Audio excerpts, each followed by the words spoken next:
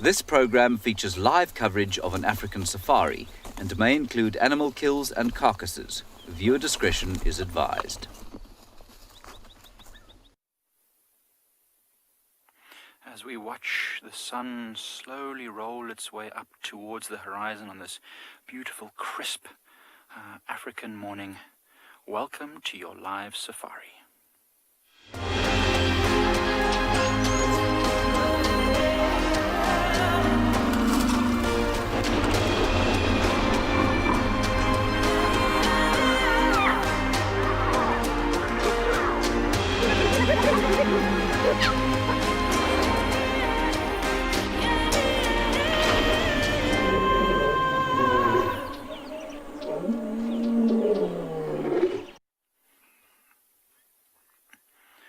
So yes, it is a gorgeous morning, very cold and crisp, but we are doing exactly as we suspect the animals will be doing, sitting on a eastwards facing hillside, hoping that the sun will warm us up after a very cold morning. Welcome, Michael Anderson. Behind the camera is Gert, and welcome to Eco Training Pride Lands. And as you said, we are just waiting for it to warm up. You can see I'm quite rugged up at the moment. And we're hoping that a lot of the animals will be doing the same as us, coming out into these relatively open areas to catch those rays. It was very cold yesterday, very cold, very windy, and now it's calm, incredibly calm. In fact, there's hardly a breeze stirring. So from up here, we'll be able to see a lot, or hear a lot as well, of animals. And we've actually had some giraffes walk past a moment ago, and there's one just over there. Ha! Look at that. Our plan is paying off already. It's a bit tricky to see because it's just put its head down underneath all these sickle bushes, but you can just about see it moving in the distance there. You see it's coming straight towards where we are. So hey, see, sometimes it pays off to be patient in the bush. So we're going to wait for the sun to rise as we watch this giraffe come out into the open. It's going to be spectacular for us. Interesting, it's got its head right down in this, some sort of a green bush over there.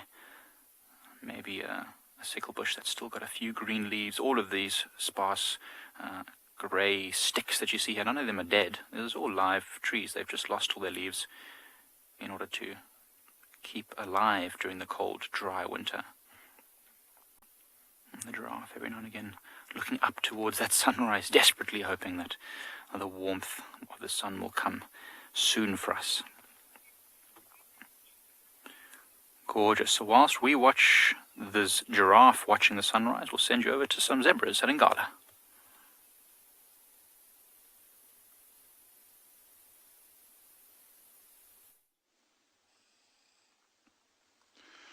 Good morning everyone, and a warm welcome to andBeyond Ngala. We have got this beautiful scene of these zebras that are standing on top of a termite mound, and they seem to be looking as if looking towards the sunrise, which is rising behind them, and they're spending the morning feeding around this termite mound. My name is Eric, and behind camera as always is Owen. And just a reminder to please send through all of your questions and comments from Twitter I've just gone blank, at WildEarth, and at YouTube at Final Control. And then kids, feel free to please send through all of your questions at kidsquestions@wildearth.tv. And so these zebras have just come up to the top of the termite mound, and they've been feeding around for quite some time. And it seems like it might still be quite an active termite mound, which means that the nutrients are coming from, the termites are bringing them from right down below us all the way up to the top, and it's just providing such a wonderful environment for these grasses to grow nice and nutritious. Let's look at the colors we're seeing this morning, that deep yellow, orange. Those oxpeckers seem very cold. It doesn't look like they started to wake up too much. Seems like they've fed enough, and they're going to start moving on pretty shortly. There's one left that is just munching away around the base of the termite mound still, and it's only a few of them. There's 4 of them I've counted so far, and they all seem to be the same size. But still, apparently you're commenting on all of my layers, and I think I've got about at least 12 different layers, which means that it's probably somewhere in the region of minus 20 degrees Celsius. We're experiencing Antarctic temperatures this morning. No, it's just nice and fresh. I don't like the cold too much, so I prepare myself nicely and I wrap myself like a onion. But I think it's somewhere in the region of about between 6 and 9 degrees, and it's going to warm up very, very quickly. So within the next hour or so, I'll start delayering. Well, I was just mentioning these zebras, 4 of them pretty much exactly the same size. I think it's a group of bachelors that have just formed, and they stick together because they haven't got their own harem that they're looking after, and it's just safety in numbers. So as they start moving on throughout the day, there's a possibility that they could move in between a few different herds of zebras to look for some fillies to take over. So I think Owen and I are going to carry on with our morning and see what else we can find for the day. What a wonderful start. But we'll send you across to Djuma. Someone's dying to say hello to everyone.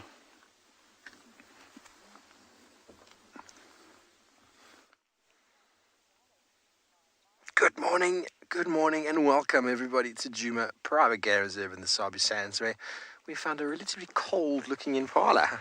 Morning everybody, my name is Steve, I'm joined by Niels on camera, and it is wonderful to be back with all of you. How are you all doing? I hope you're having a wonderful morning. It's a little bit fresh, but it was far fresher when I left last time. So the Impala, you can actually see on its back how it is holding the fur.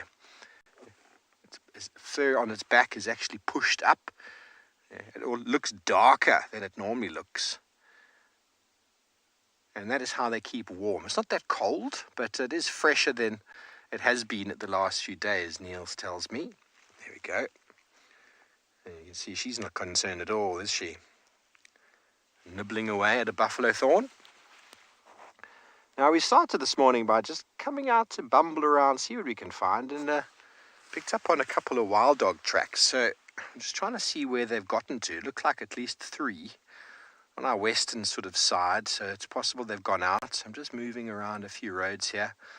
Probably going to cross our boundary shortly and go over to the west and Simbambili to go and have a look at one-eyed pan, see maybe if they are lying up there. I'm not sure if it's the same pair of dogs that we've been seeing in and around the Manuleti area. It's possible it's a completely different group, but without seeing them myself, I wouldn't be able to tell you. Don't forget to send through your questions, everybody. #WildEarth. I'd love to hear from you this morning, and thank you, everybody. It is wonderful to be back. I've been relaxing in Hoedspruit, pretty much in the bush there as well. So it's not too much of a climatization being back, just a little bit of an early morning. But wonderful to be out in the freshness. Wonderful to get out and to explore. And as always, I'm not alone on Djuma. Lauren Arthur's out and about, and she'd like to say good day.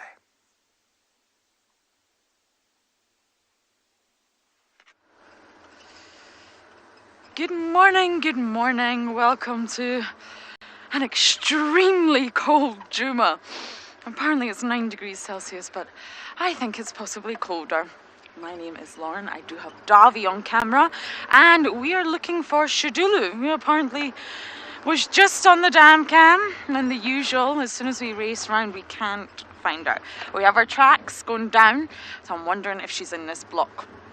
But knowing Shidulu, who is our Duchess from the West, we may need to change that title soon, actually, because she is pushing far into Djuma. She's really pushing, and what that means is she's successfully doing so. She's not meeting resistance, so she's not meeting resistance from Tandy, because Tandy is now very much southeast. She's clearly not meeting resistance from Kalamba, which is slightly worrying. I think, well, just my opinion, that Shidulu may become the dominant territorial female of Djuma very soon. So she may be the Duchess of Djuma. That's actually quite exciting. But not if it means Kalamba does not come here. So we're working on it. We're working very hard to locate her. These animals move incredibly fast. If you're behind them, well, it's not easy. Okay, so I will do my very best. Hopefully the next time you see us, I will have spots. But until then, off you pop to Mike.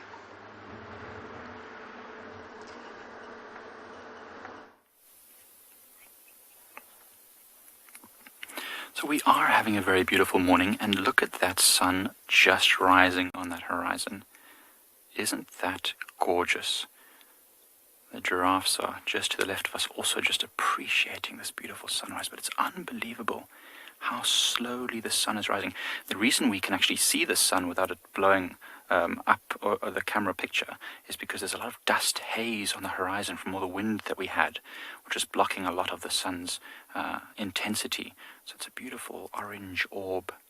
It's a spectacular African sunrise, one of those sunrises that you just can never get enough of every morning.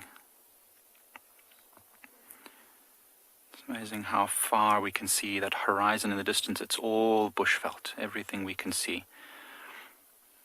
Africa is such a land of vast, wild spaces, and yeah, it's such a pleasure, such a privilege to be able to bring it to you.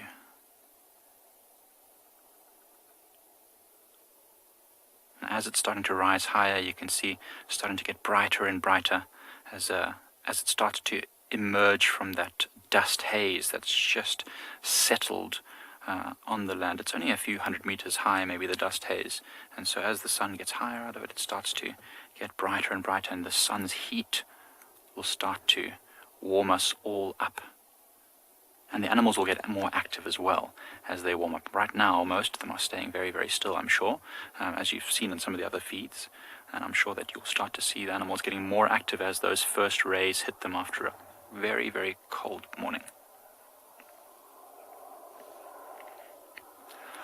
So the question is, how do animals react to the cold temperatures normally? So, I mean, they won't want to move too much. Remember, in the bush, everything is about energy, conserving heat. And so if it gets very, very cold, animals will usually just hunker down, huddle, stay as warm as possible and not move until the conditions get better. Oh, wow, look at that gorgeousness. Gorgeous.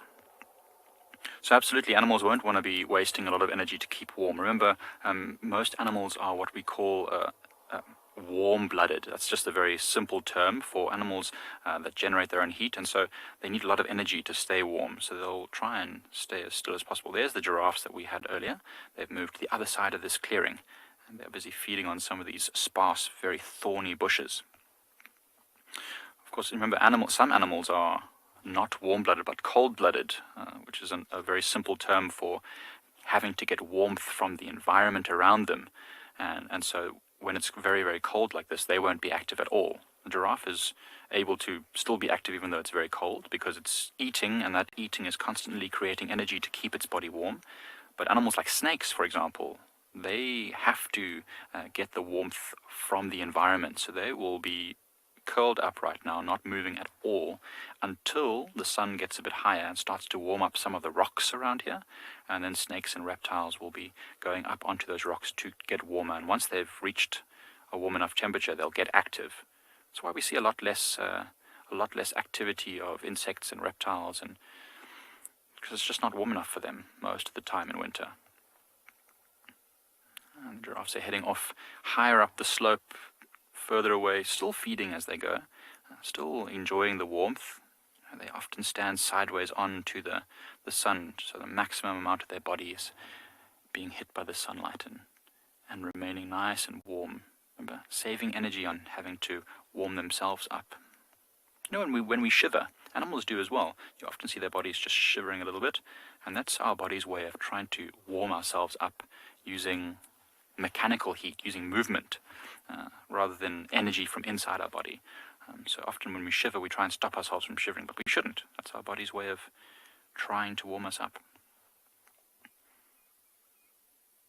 I always find it so interesting how, giraffes are so huge animals, but they can hide in them. There's almost absolutely no leaves in these bushes in front of us, yet we still can hardly see those giraffes. If they were standing still, we'd probably look straight past them. Oh yeah, enjoy that sunrise.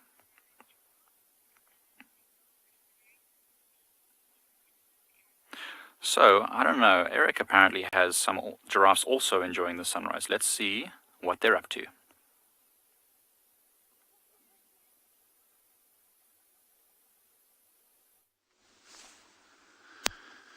Yeah, this giraffe has walked from the distance and it's just come closer and closer towards the road. And it's just taken a moment to stop and listen.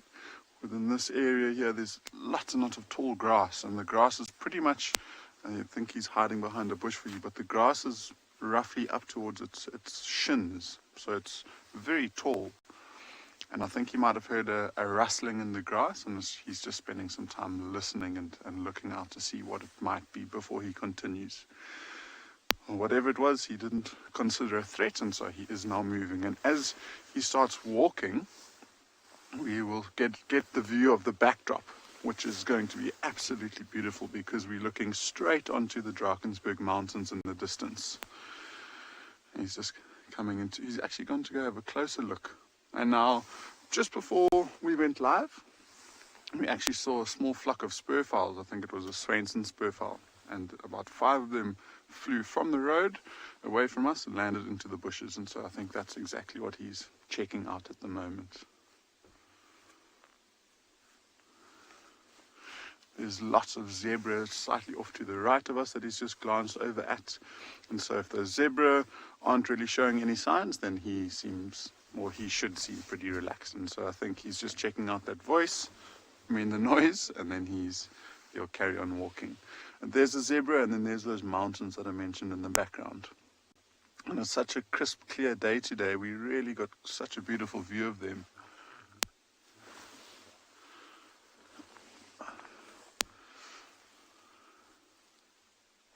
And so we decided to come down into this area.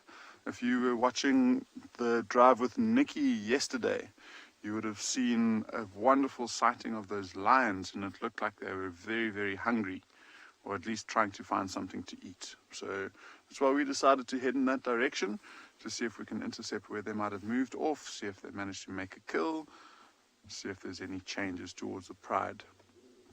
I do believe that the youngest lioness with the brand new cubs is there.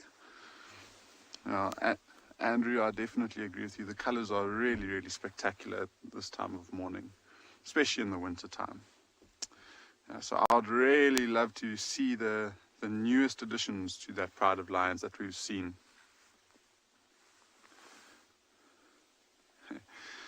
So we're going to probably move on from here. And whilst we're driving looking for those lions, we'll send you across to Phinda, who's got a nice early morning surprise.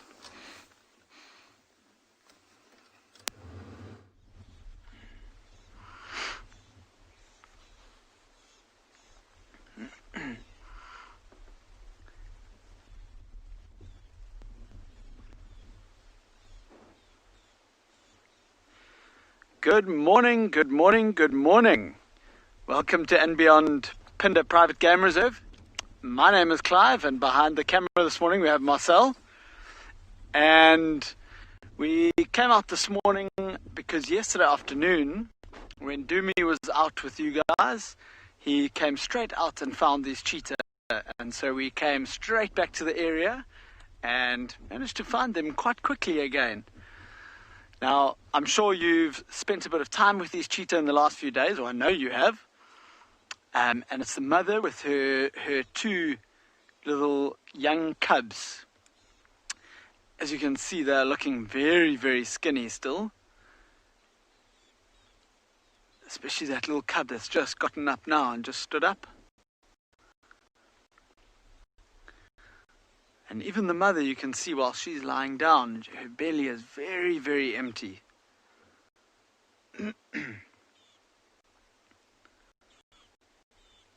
Now, we had our doubts when we left the lodge this morning. It's extremely windy here this morning.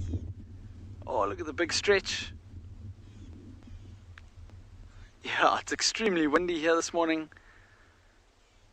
And so we weren't sure if these cheetah had moved. Also, when we got quite close, there were some lion tracks all around where the cheetah were. So we knew that last night the lions must have either chased the cheetah or the cheetah saw them coming and hopefully just moved away before they got anywhere close. But we had a pretty good idea that they had moved, but luckily 1 or 2 roads later we just came across them resting in this little open patch.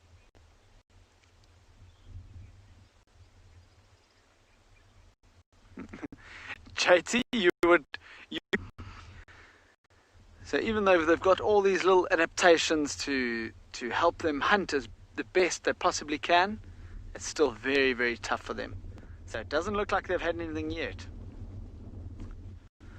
Now, I've actually been on leave for about a week or so, but I hear a couple of days ago, I think they killed an Impala, but if I'm not mistaken, maybe Marcel will know, I think the lions stole it from them or something. Did that happen? We don't know. Okay. Well, somehow the lions ended up with the Impala, so they probably chased the cheetah off. And that means the cheetah didn't get their snack the other day.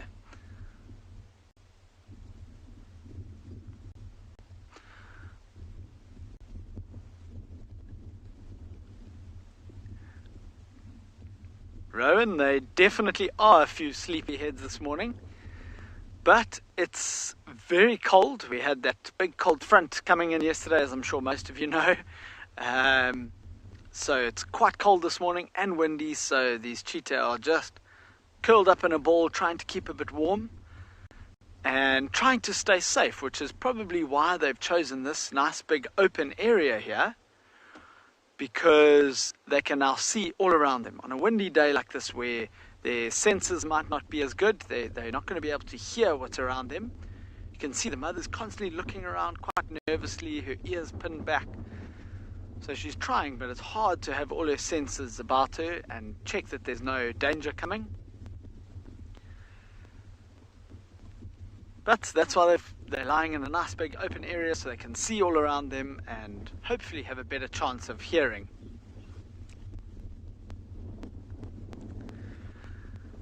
Well, I think I'm going to sit here a little bit longer and try and wait for the sun to start warming us up, as these cheetah I think are going to do.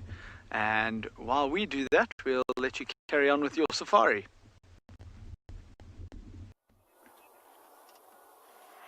So we're still following these 3 giraffes as they slowly move from that open area amongst these sparse knob thorns. Most of these knob thorns don't have any leaves left anymore, so they're kind of wandering from tree to tree, just having a bit of a nibble here and there. I'm sure most of these trees most of these leaves rather, don't taste very good, because they're getting drier now and they're not having all the nutrients that they would normally have.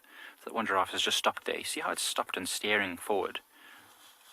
It's often, oh my goodness, that giraffe is just motoring its way through the thickest of fallen bushes. So they've stopped there and they're staring in a direction. So often that's a sign for us just to see what they're looking at.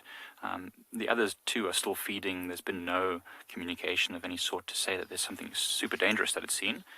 Often just a little duiker or a warthog is trotting off and the giraffes just stare off at it just to make sure that it's nothing particularly dangerous.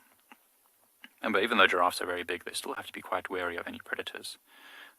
They can be hunted by lions occasionally, not often. Look at those ears, funneling sound from behind and from all around to make sure that nothing is sneaking up behind it. But often they'll put their ears back as well, not to get them caught on thorns and things.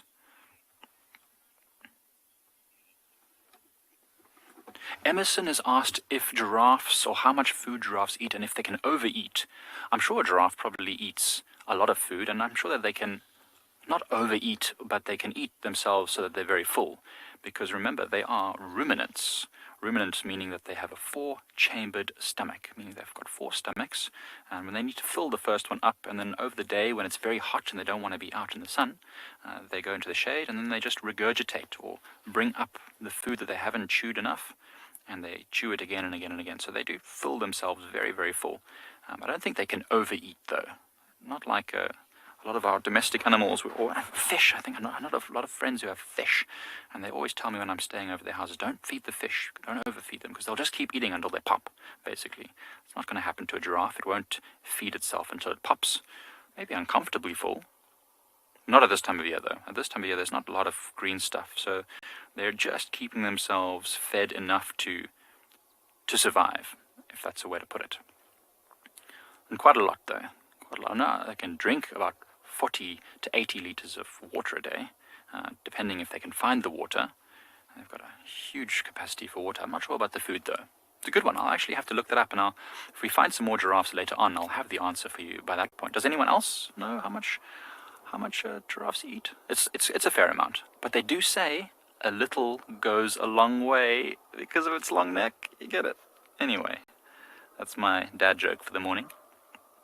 Emerson, I'll get you that answer as soon as I can have a chance to look it up. Exactly how much do giraffes eat during a day? It's a good question. I like those kind of questions. Pushes my knowledge boundaries.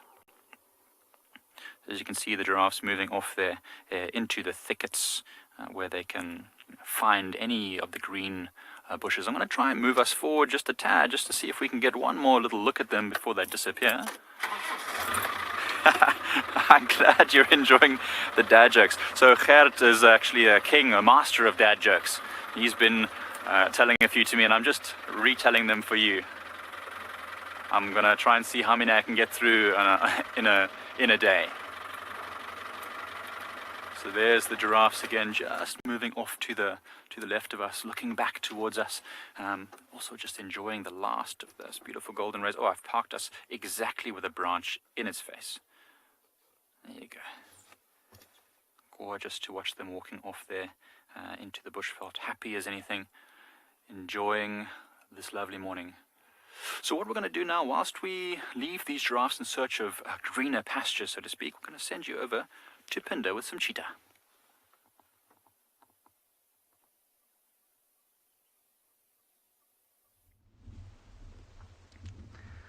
Welcome back again, and as you can see, not much has happened yet with these cheetah. Still just sitting in quite a tight little ball. You can see those two cubs are lying very close together, trying to get a bit of extra body warmth in there.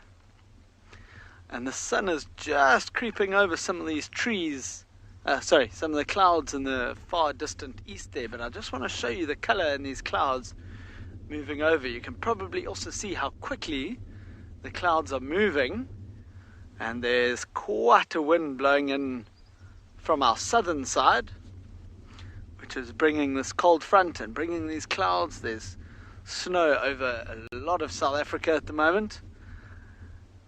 I know you saw some snow in the Kalahari yesterday, which is quite something. When I saw that, I was amazed.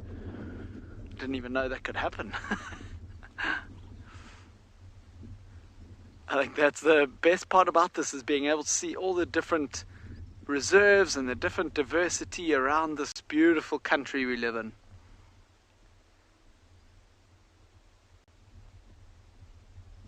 Oh, look at this though. All three of those cheetah with their eyes tight shut.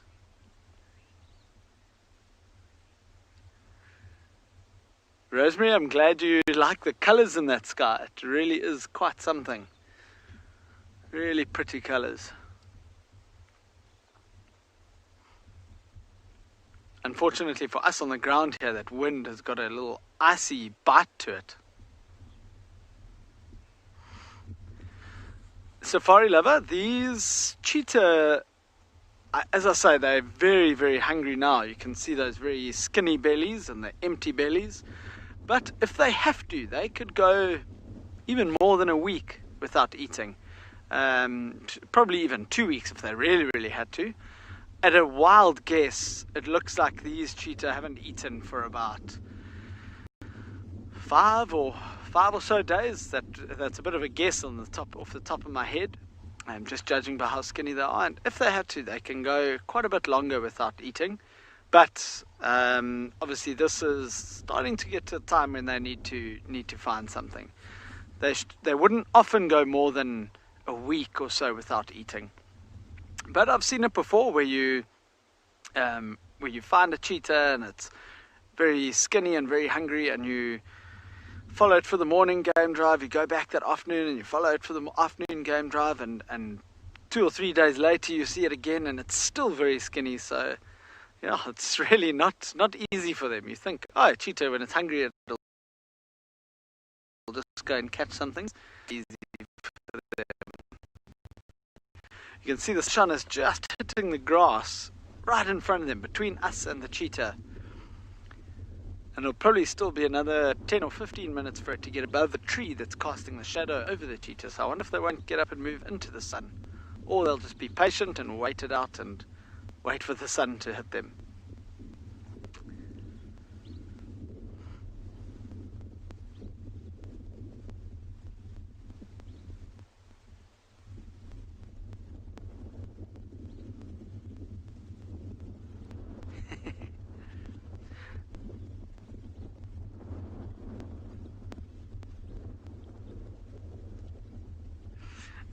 Aline, you're saying it's hard to see if the cheetah is skinny. They are very sleek animals anyway, but when they have just eaten something. You might have seen before, you can see it. It looks like they've swallowed a soccer ball. They just eat and eat and eat, and their belly just swells up. And it looks huge. When they lie on their side, it just bulges out. So so you're right, it is tough to see when they're skinny. Oh, look at that big yawn. Wow. Often that's actually a sign that they might get up and move. So I wonder if she won't move into the sun, like I was saying. Sometimes she'll just get up and walk even 2 or 3 meters after a yawn. Let's see what happens. A little bit of a clean, another yawn. Ooh, I think she's going to move a little bit.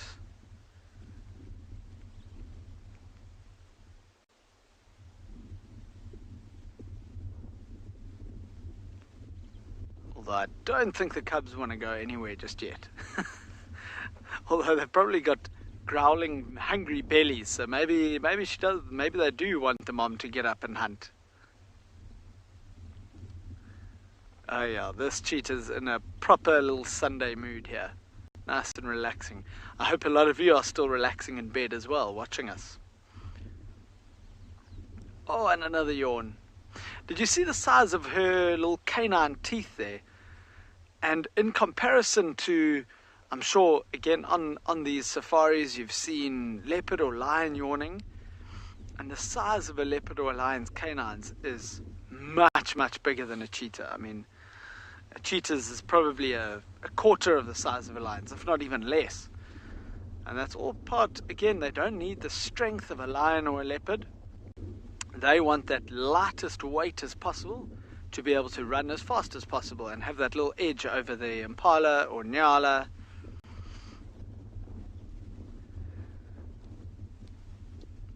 So their teeth are just straight away, they're a lot smaller because they don't need that extra strength. But anyway, speaking of cats, we're going to send you across to Lauren quickly, who's with a leopard.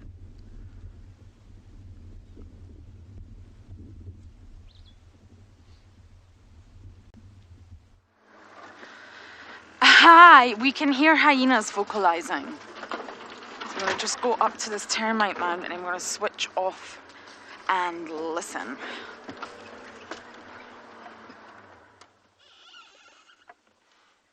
This is where we think Shidulu went in, so let's have a listen.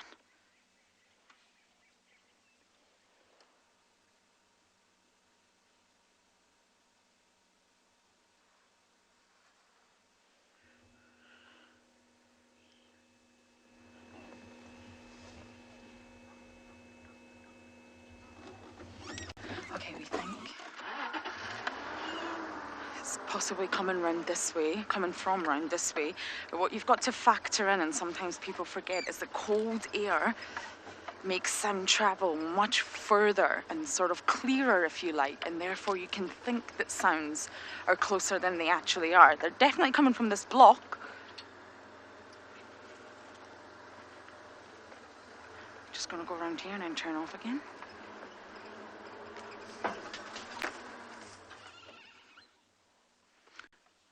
There's Impala over there. Let's just take a look at if they look alert. I can't make them out.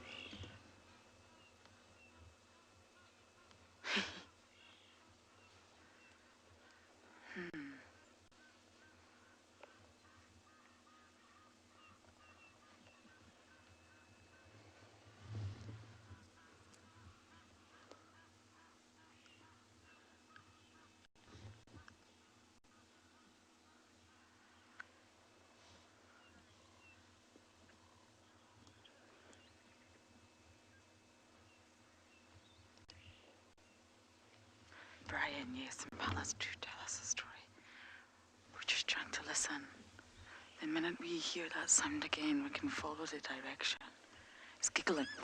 Hyenas giggle. And that's why they're known as laughing. And it's a nervous sound, so they're really not finding anything funny. They're not giggling at a good old joke. It's when the hyenas are nervous, and normally it can happen around a carcass when they've got competition.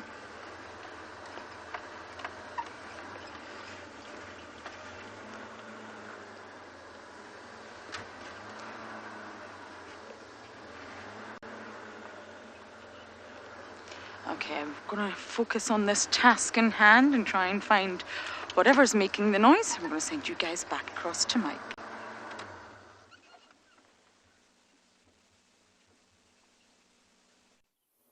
Okay. So we're driving over this crest where we had seen the giraffes before, because it's nice and warm here. And as we got over the rise, we came across this incredible sight of the Drakensberg Escarpment, the northern Drakensberg Escarpment, and it's gorgeous because of all the cold, windy weather we had. It's blown all the dust out of the sky and further down, and now we've got this clear view of the mountain. It's unbelievable. Don't often get to see it, or especially the last few days with the wind. It's been very difficult to actually see the mountain. So now it's nice to get a clear view of it as it rises up almost 2,000 meters above sea level. Right now where we're sitting is probably around 500, so that's almost 1,500 meters higher than where we are right now, and it's incredible. There's a whole different selection of plants and animals up there that you just don't even, and birds as well, that you just don't even see down here, and it's very close to us, maybe just 20 kilometers away. So it's really wonderful. And that's the Drakensberg Escarpment. And in fact, that peak that we're looking at right now is called Mariepskop, and it is the highest point on this section of the Drakensberg Mountains.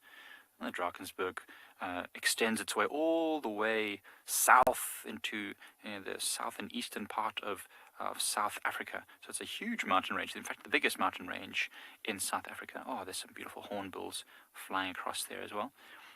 And yeah, so this is the smallest part of the Drakensberg, but this is the tallest peak of this part of the Drakensberg.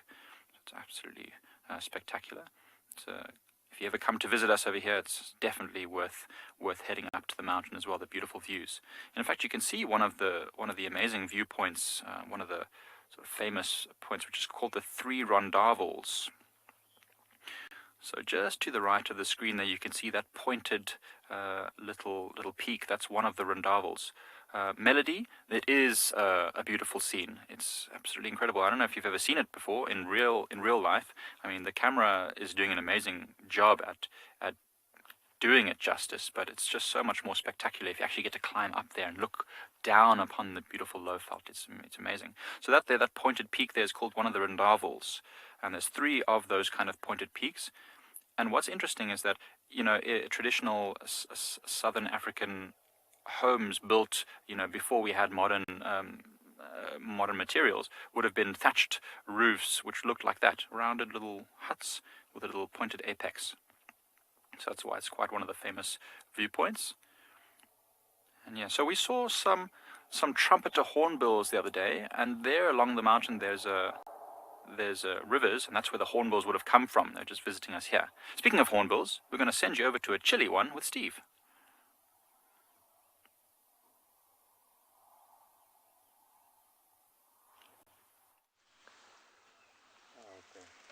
Thank you very much. We have indeed found the early bird, the yellow-billed hornbill. Such a statesman this morning, standing there in the sunshine, trying to balance a little bit on his stick. It has been quite fresh this morning, everybody. So the birds, this is what they do in the early morning. They will wake up and they will go and perch somewhere in the sunshine and do a little bit of scratching and grooming and cleaning themselves, righting any feathers that might have got a bit ruffled in the sleep, so as to maximize their efficiency when it comes to flying in the daytime. There we go, nice little bit of an armpit tickle. We all love a bit of an armpit tickle, don't we? I'm just going to keep quiet for a moment so you can listen to the bird party that is around us.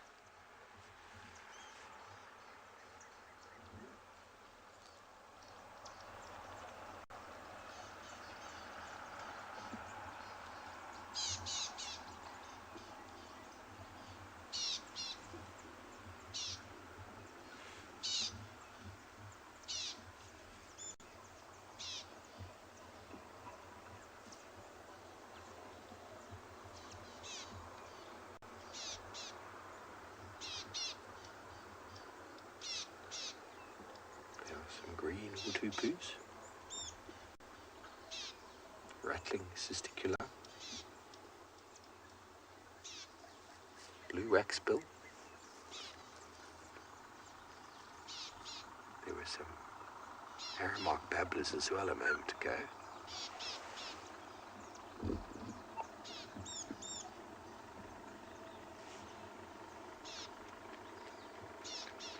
And a blackback puffback.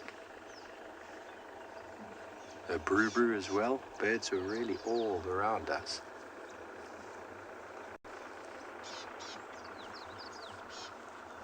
We talk about the dawn chorus. Many people love waking up and going, oh, I'm so amazed to hear the birds in the morning. And they wonder what the dawn chorus is all about. And essentially the dawn chorus is the birds have survived the night. They have survived being eaten and killed by owls, snakes and nocturnal predators. And now they are reclaiming territory through song. So what we're actually hearing is death threats and shouts of warning. I always think it's quite beautiful.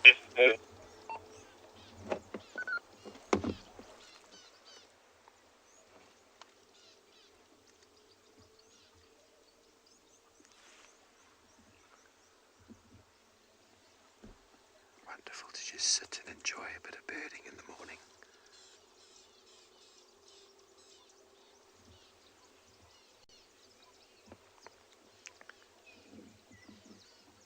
Chin spot batters. You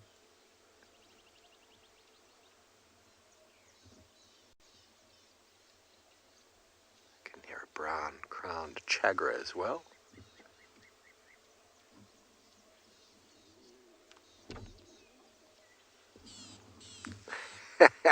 Emma says into my ear, those are some pretty sounding death threats. Yes, they are. They are. Birds, for the most part, use their vocals for territory. Most mammals will use either a type of scent marking or some vocals, but majority of the time scent marking is the order of the day in mammals. Lilac-breasted roller will do some dive bombing and some display. Some birds will do display as well. But very often when you see display in the form of bright feathers or long tails or dances, it's not really to do with the territory in birds. It's more to do with a male trying to vie for sort of a female attention. So you'll get a number of males performing a similar dance or display in an area. And the male with the prettiest adornments or longest tail or the best dance, he always wins the show. And you can spend time with those birds and you can try and identify the difference between two birds or three males. And you won't personally be able to notice any difference between them. But yet, time after time, different females will pick the same male. So it's that selectivity within a bird species that has led to the elaborateness of what has become so many various sorts of display methods, adornments, tail lengths. Really, excuse me, really is quite a fascinating world.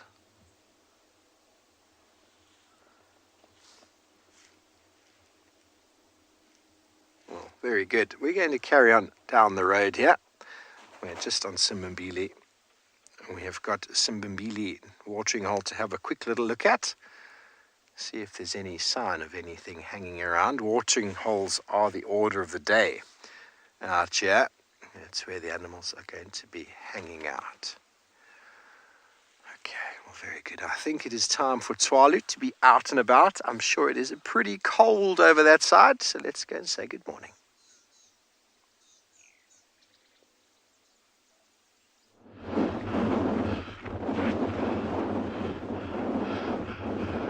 Good morning from a blustery morning, an incredibly cold morning out here at Tswalu.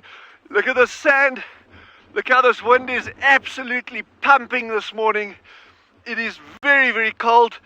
We have a real field temperature of -4 degrees, -3, -4 degrees this morning, and the wind is just howling out here. You can see this, the way the sand is getting kicked up there.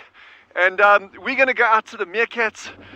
It is just another beautiful day out here, even when it's windy, even when it's cold. Old Gendre on camera is always there. He's doing this absolute justice. And for those who haven't met, my name's Dylan. And it's just great that you can actually be with us on this journey again. We're going to head up to the Meerkats, see what they're up to. And I hope you're all sitting snug and warm somewhere with coffee or tea and just enjoying it, because this is a beautiful day out here. You can't change the weather, so just work with the weather and enjoy it. Yeah, and you can see it even on the water. I mean, look at the ripples there. Yeah, we can go windsurfing on here today. We're not going to try it, and don't challenge us, please. Okay, but look at that. Yowzers. It would be fun to swim in there, though, I reckon. But yeah, so we're going to just drive around a little bit. We're not going to go straight to the Meerkats now, because they're not going to be getting out of bed just yet. They're going to be tucked under for quite a while yet, I think. So we're just going to amber around, see what else we can find. Unfortunately, tracking this morning is going to be incredibly difficult just because of this wind that's been blowing. And yeah, there's very, very little sign of animal activity or fresh animal activity that we can see. But yeah, it's just going to be an amazing day out there. I already know it. I have got nothing in particular planned, but yeah, it's going to be good. Going to be good and going to be fun.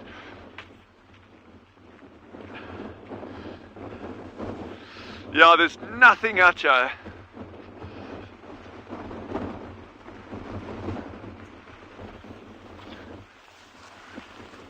Someone parked in the bush.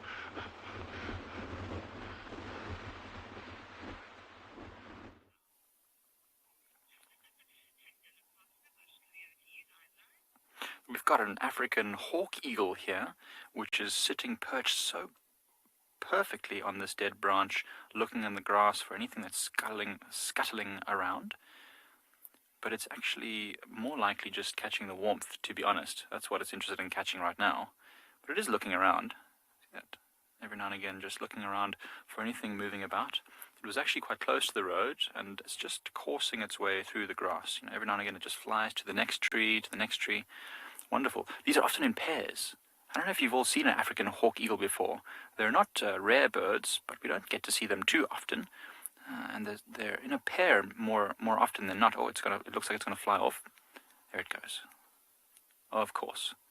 So this one is doing something interesting. It's flying low to the ground, staying low, landing on trees nearby, and often in the pair, they will actually have one that's flying very high in the sky. In fact, there's the second one flying off to the left of it. I just see it now. I don't know if you'll see it in the camera. It's very far away.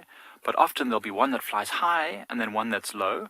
And then the one that's low down flushes the birds out of the bushes, and the one that's high in the sky will often then see them and catch them. It's interesting.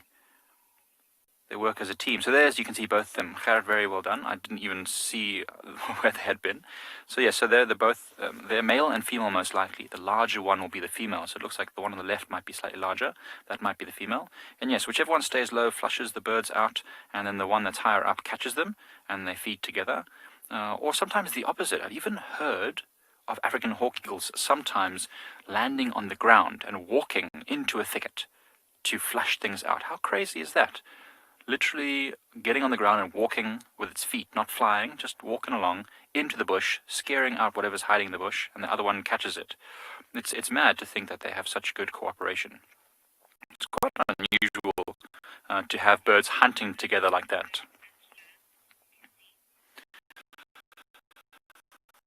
The question about whether birds eat, so obviously the early bird does catch the worm, and it's a figure of speech, but also quite true.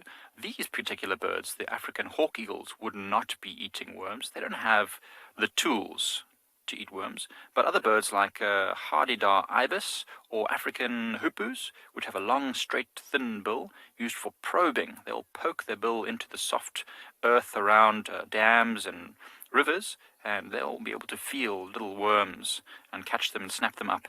So certainly some birds do eat worms. African hawk eagles eat a whole variety of vertebrate prey, meaning that anything that has a backbone and moves around, so lizards and mammals, maybe even birds.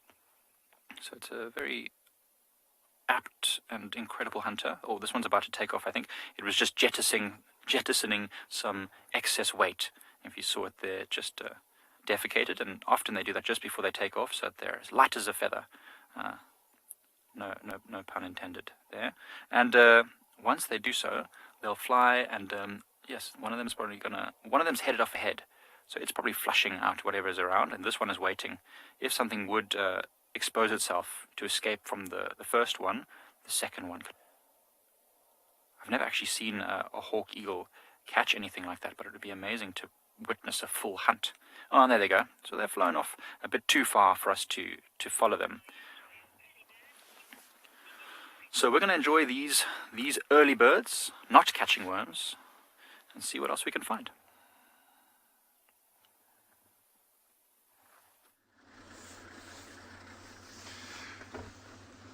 All of that talk about breakfast has started to make me hungry. So we are now basically directly parallel to that big Timbavati river, so it's to the left of us. We've done a quick little loop. It is a lot more dense than where we started this morning, but what we're essentially looking for is to see if the tracks of the lions are coming in this direction, so to see whether they've come more in a southerly direction from where they were heading last night. And by the looks of things, they still are potentially north of the river, which is pretty exciting for us.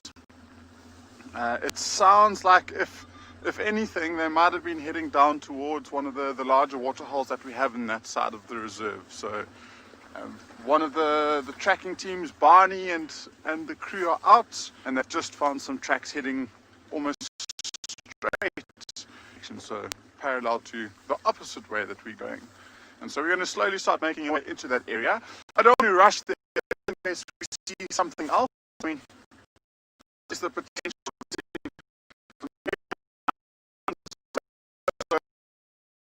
seeing a nice big group of birds in this area. We've had we might be able to see them, and then of course in this beautiful environment, nice and dense, we are looking for any tracks or signs of any leopard that might have been moving through this area recently. So I don't want to just get tunnel vision and shoot straight towards one animal. Yeah, so whilst we try and look for all of those wonderful animals, we'll send you across to Lauren and see if she's got anything for us.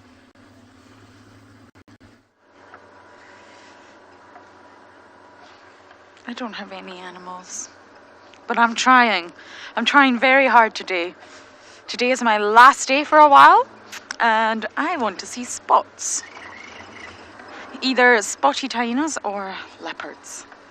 And just to know that Shidulu was just there, it's rather frustrating. We didn't have any luck in the block, so I am going to quickly pop to the hyena den, because not a single hyena was present yesterday. Not one. Not Ribbon, not Corky, and none of the cubs. So I'm just going to check and see who's about. And then I think we'll stay really local and hope that Shidulu reveals herself.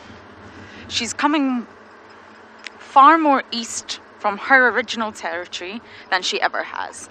I think James had her the other day really, really far east on Djuma. So Shidulu's definitely expanding, testing the waters, and I think she's getting ready to give up a section of her own territory to Kara, who's her daughter, which is completely normal for female leopards. Not for males. Male leopards are completely different, but female leopards, they do sort of give a portion of their territory to their daughters, and then they shift and reallocate, if you like. Males do not. Tingana was never going to give any of his territory to Hosanna, and that's why Hosanna had to disperse. He had no choice.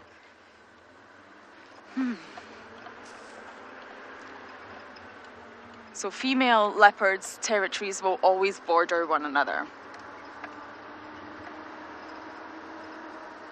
Nancy, are you referring to my lovely decoration, making Wendy look slightly better than it does? Yes, it looks good. Not intentional at all, but I like it. I think I'm going to keep it. We cleaned the cars yesterday, but I think I'm going to keep that, Nancy. Shidulu will pop out. She will. Especially if she's on territorial patrol. I think it's highly unlikely when the temperatures are this cold that she'll just sit down for a nap. She'll keep moving. Just like humans, if we move, we generate heat and we keep ourselves warm when it's really, really cold. So I think she'll still be on the move unless she caught something. If she caught something, then that's a different story. She'll obviously be eating it, which will also generate some heat, metabolic heat, to keep her nice and warm. I just had my banana and peanut butter way earlier than I normally would with that thinking that I can generate some heat. It's not worked so far, I'm afraid. Okay, and we're going to pop into the hyena den.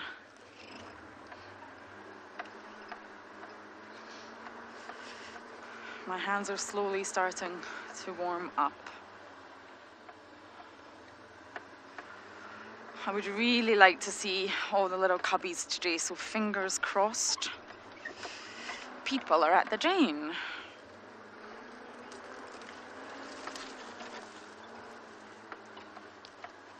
Leap, I know. I actually think the female sort of territory movement is fascinating. Tandy's shifting down, Shidulu's shifting in, Tlalamba's just staying on the outskirts. It's really, really fascinating. I don't think Sabui comes in anymore. I love visualizing the territories. What I don't love at the minute is the male dynamics. We've been talking about that a lot in camp, and Mulwati really has pushed out Tingana and Hook. It breaks my heart. I really don't know if we'll see Tingana again. I know, can you believe it? Haven't had any updates on Tingana. A lot of you are asking me. We really do give you updates when we hear them, but I haven't heard anything on Tingana. I think he's fine. I think he's just found a beautiful spot in Buffelshoek, and he's just taking it easy up there. Mulwati really has thrown a huge spanner in the works. He really has. It may change again. I mean, territories are fluid, dynamic, they're always changing, but at this very point in time, oh, hi guys. I am so happy right now. I'm gonna just drive really, really slowly. Hello. Yesterday was obviously just a rest day, huh? Okay, Darby, I think I'm just going to turn in here like this for now. It's not ideal. You can see the shadow of our car. We'll reposition in just a bit. So this is good old Ribbon and her 2 bundles of joy, now officially named, if anybody missed it, Shambulu and Ngwazi.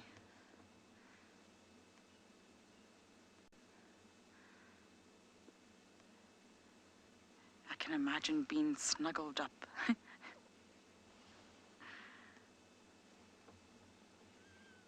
I can imagine being snuggled up like this together would be so ideal on a cold morning. They're squittering.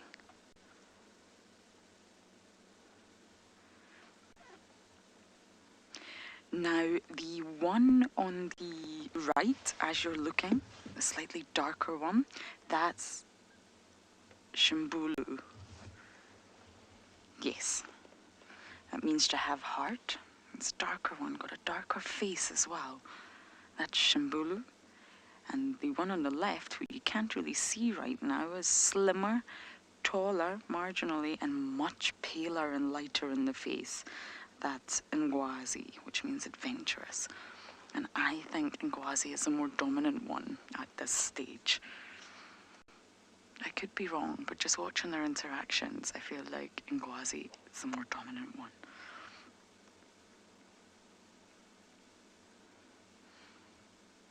Ribbon and her 2 boys. They'll soon be 4 months old.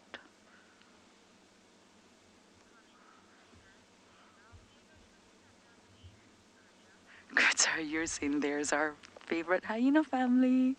Yes, my favourite too. And no one was at the den yesterday, no one. And I firmly believe that Ribbon left the den. She went hunting or scavenging, and the cubs just rested. And that's why we saw no one, so we start to panic when we don't see them. but she's also preparing the cubs for a future of feast and famine. The lifestyle of the predators out here works that way. They don't always get access to food. They've got to find it. We're so used to having 3 meals a day. It doesn't work like that out in the wild. So I think yesterday Ribbon was probably stocking up. And that's why we didn't see anybody. I've still not seen Corky. That situation baffles me. But I did come here very early one day, almost 6 o'clock on the dot, and she was corked in the hole. So I do wonder if she's just being a nocturnal mama at this point in time. Is she avoiding Ribbon? Is she not? It's a question on everybody's mind. I originally thought no, because it's a communal den, but then there's a large possibility she could be, I guess.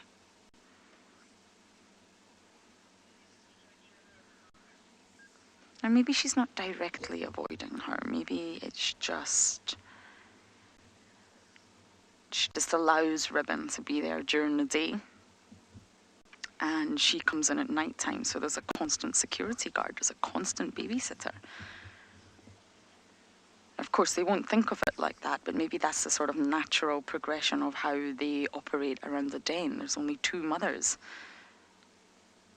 And Ribbon is the matriarch after all. So if Ribbon wants to plonk her bottom down during the day, then that's exactly what Ribbon will do.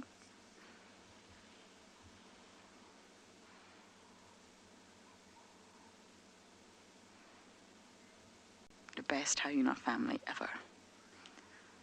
I'm so proud of how this clan is. The clan has survived through really difficult times and they're still going strong. Mythical, you're saying, what a cute scene. It is. I don't give it long until these 2 bundles start jumping around on Mum's head, her tummy, causing trouble once their tummies are full.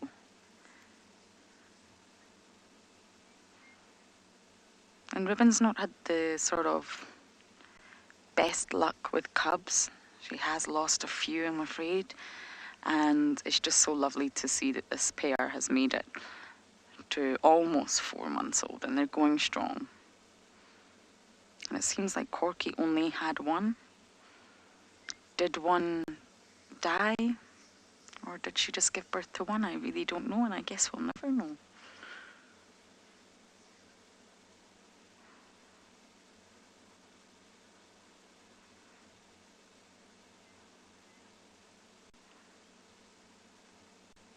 We will try to reposition in just a moment to give you a better view. But I don't want to disturb them right now. So as I sit here and watch this gorgeous scene, we're going to send you guys across to Eric.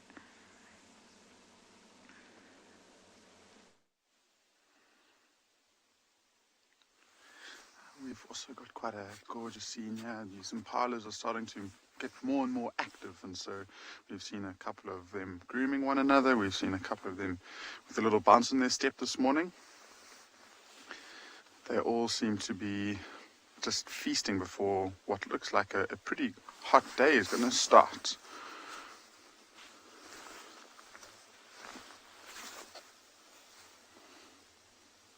And just see the very, very tall trees in the background. There's the bank of the river and this big beautiful clearing, and it's always good to come and check here, and especially at this time of morning. I always say it's just so nice to just sit quietly for a little bit and just listen. So listen for alarm calls, listen for anything that might kind of give you an indication of the animals that we're looking for.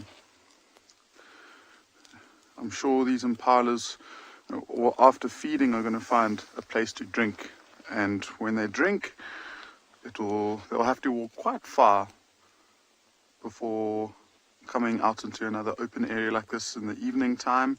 It does seem like there's a male that's made its way into the scene, and he's got his tail erect.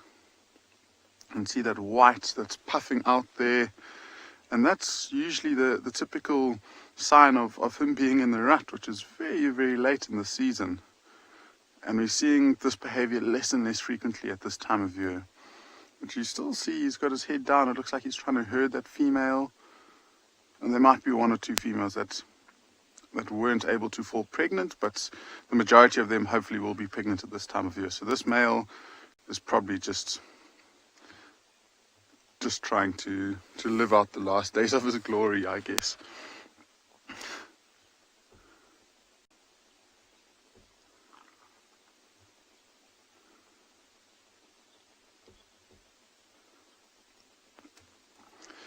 George, honey badgers, I don't think hunt impalas. There might be one or two very, very odd records of it, but it's very unlikely, and it's just because it's just a size issue. I mean, these impalas outweigh a honey badger by probably about 10 times or so, so it's just an impossible feat. Not to say that a honey badger would take the opportunity to scavenge off an impala. Definitely. You see this male's really going full swing. Must be one of the later ruts that I've heard. I mean, I think the last time I've been trying to take note of when the last time I heard a rutting call, and that was about, I think, on the 7th or the 8th of July. So this is almost a week after. And even here, those oxpeck is flushing up from where he's been chasing the females around a little bit more. Here he comes again, crossing the road.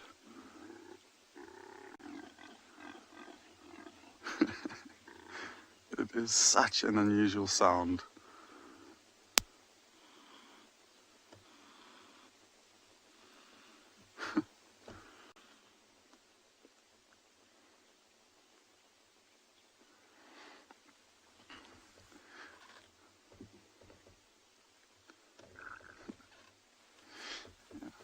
Okay, so that male, I think, is going to continue chasing these females around. But I think I am going to move on from here. It doesn't seem like there's too much else happening around this impala herd. So we'll send you across to Tswalu, who's got a much bigger animal to say hello.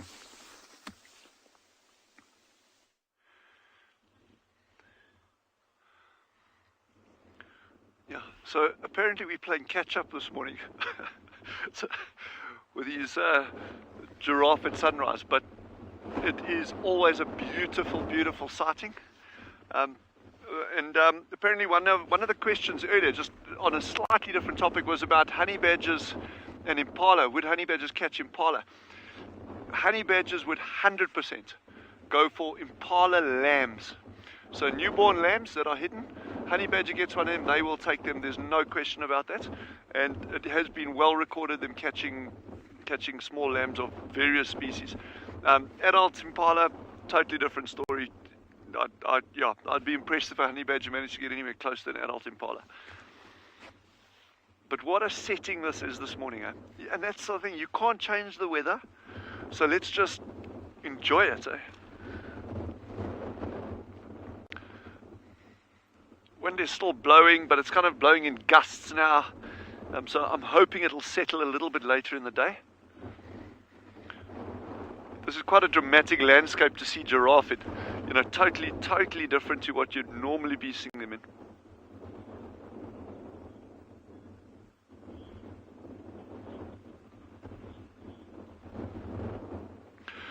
JP has asked, are there any poisonous trees? In terms of giraffe and what they feed on and that. And there is one where we don't get it here.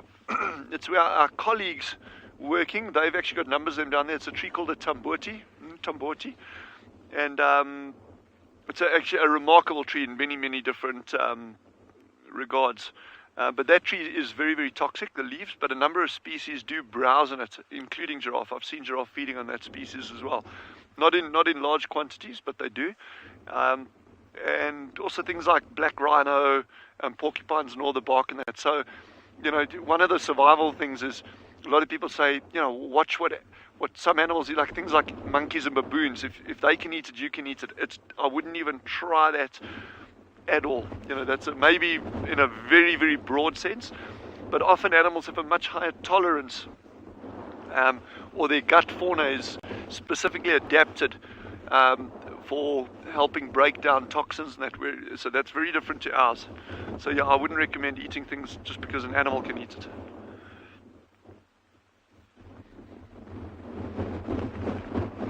But in terms of what we got at Tswalu, we've got no tree species here that our giraffe are feeding on that would be toxic to people. I mean, you can go gnaw on any of these trees here pretty much. There are one or two that I definitely wouldn't recommend. But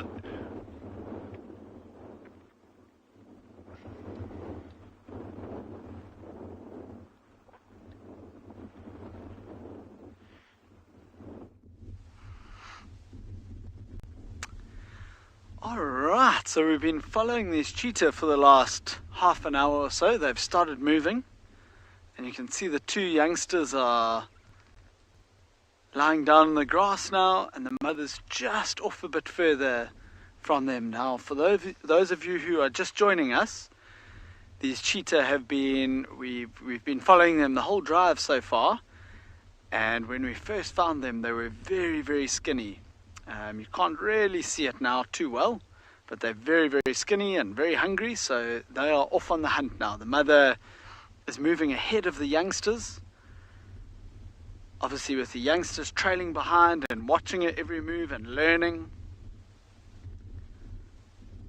And she's just looking out for anything she might be able to catch. Now, where they popped out, we lost them for about 15 or 20 minutes in quite a thick area. And where they popped out, there was actually a herd of Impala 100 meters away from them, but just behind some trees, so the cheetah weren't able to see them, unfortunately for them. And I suppose fortunately for the Impala.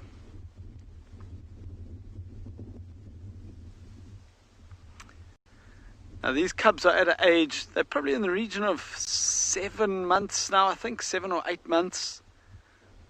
And they are in that time of their life when they're going to have to start learning the little ins and outs of hunting. And that's exactly why, while the mom is out hunting, they are following behind and just watching her and learning from her. It's going to be a very, very important skill to have, obviously, for them.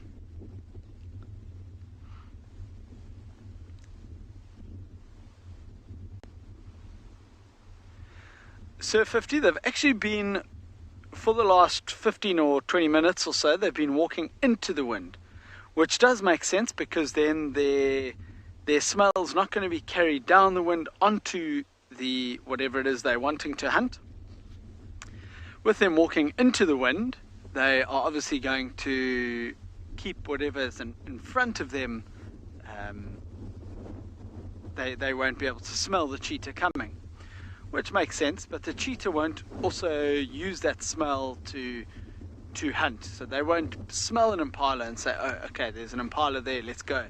They rely more on their hearing and definitely more on their sight.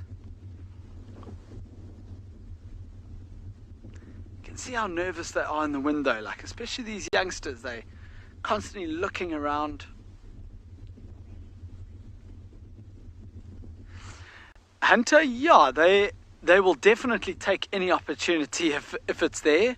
If there's maybe a scrub hare, a rabbit, if there's a scrub hare or a mongoose or I've even seen them chasing birds before, and it's not really things that they will eat, birds anyway, but it's more just for practice. They're just practicing their stalking abilities and then their sprinting, their running and sprinting abilities.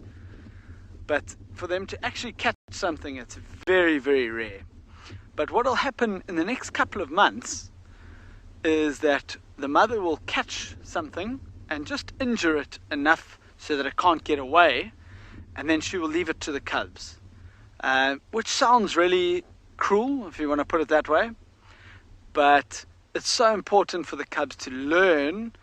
You know, they play with it, they kind of let it go and they chase it quickly and catch it, and they practice putting their mouth around the throat and killing the animal. And unfortunately it often takes quite a long time, but they do get it right, and it's very good practice for them But I have also seen it before. I think, if I remember right, it was a mother with 3 cubs that were a bit older than these ones. And she chased and she caught a big male impala. And she thought, and she held it down on the ground for quite a while and obviously suffocated it. And it must have been quite close to dying. And she gave it to the cubs. She said, right, you guys finish it off now. And the cubs went, and the one grabbed its throat, and the others started like almost playing with it a little bit. And the cub just let go for a split second, and that impala jumped up and sprinted off quickly. And he actually ended up surviving. And I'm sure the mother cheetah was not pleased with her cubs for letting a meal get away like that. But that's all part of their learning, as I say. So this is a very important part of their life. And even, I know they've been very playful over these last few days.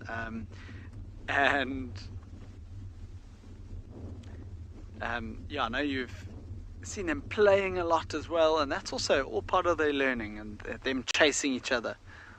All very good experience for them. But yeah, I'm going to stick with them and see what else happens this morning, because they're definitely on the move and on the hunt. WildEarth relies on support from viewers like you to carry on broadcasting our daily live shows. A small donation goes a long way in helping us on our mission to connect the world with nature. Please visit our support page to see how you can help and become part of the WildEarth family.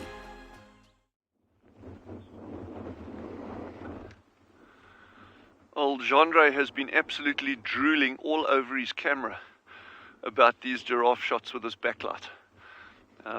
And it is a very, very, very pretty sight. Not Gendre drooling, the giraffe. But that is always a special thing for those of you who enjoy photography. To get backlight is an absolute privilege. Sometimes you just got to really try to work those angles in order to get it. But we've been very, very lucky here. There's a group of probably about 6 or 7 different giraffe in this immediate vicinity that we're in over here, so it was actually not that difficult. So that tree that giraffe is feeding on is called a camel thorn tree, and it's one of the very, very, very common species in the area, and super palatable, very high in protein, and it's one of the important food plants for a lot of animals out here, a lot of the browsing species out here.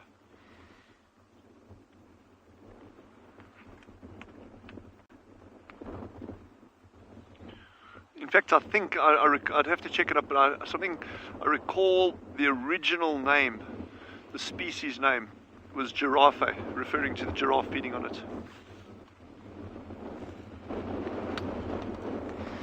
Ooh, Annie's asked a really nice question there. Annie's question is, do giraffe have a alarm call or any kind of sound that they make? Giraffe have actually, they generally regarded as silent animals, but they've got actually quite a wide range of sounds. One of the most remarkable instances I've ever seen of giraffe making a sound was many, many years ago. I watched 2 male cheetah catch a giraffe calf. Young calf, probably 2 months old at the most. And these 2 male cheetah would actually, the one would chase the mother, not to catch her, but actually drive her away from the calf, while the other one was pulling the calf down. And then the first one would come back, help the other male, try to suffocate it, and then the mother giraffe would keep on running in, but she'd run in with her neck down at 45 degrees, her front legs just like flailing and kicking, and she makes this incredible growling / roaring throaty sound, absolutely unbelievable. And those cheetah that played out 3 times. They had that calf flat on the ground. Once the mother would chase them off, then they took it down again, mother would chase them off, and after the 3rd time, the mother actually walked away with that calf tucked up right against her chest, kind of herding it. So, so coming back to your question about sound, so giraffe can be vocal. They have got the ability to make sounds, but generally they are very quiet, very silent animals. They do make a kind of snorting alarm sound, a very soft sound. We actually heard that, we were sitting at that dam, that little stakeout hide or blind that we've got at the dam. There was one female that came in and was very aware that we were sitting there, and she wasn't quite happy. That she was like, something's not right over there behind those branches, and she was making this lovely little like snorting sound, something like that. I'm a bad imitator, but anyway.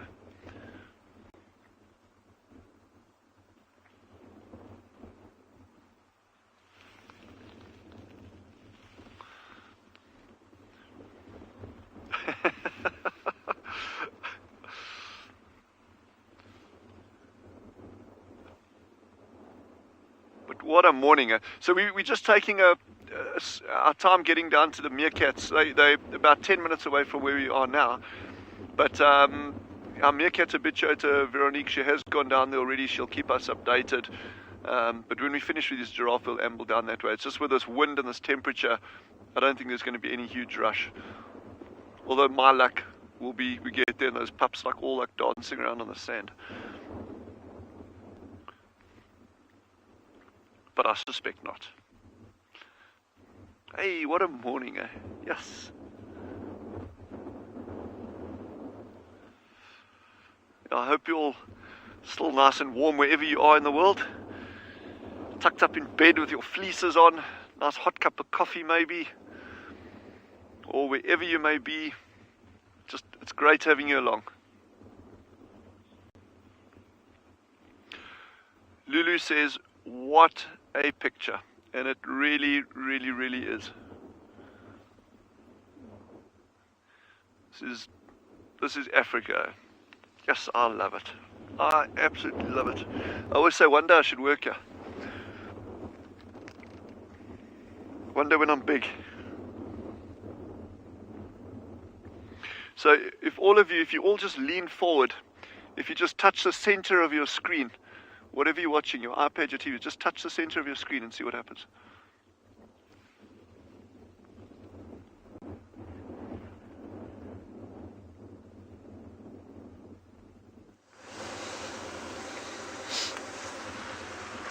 Touching the screen, your fingers are probably going to freeze off. It's so cold over in Tswalu. I do feel for those guys that side, but they do seem to just take it, don't they? So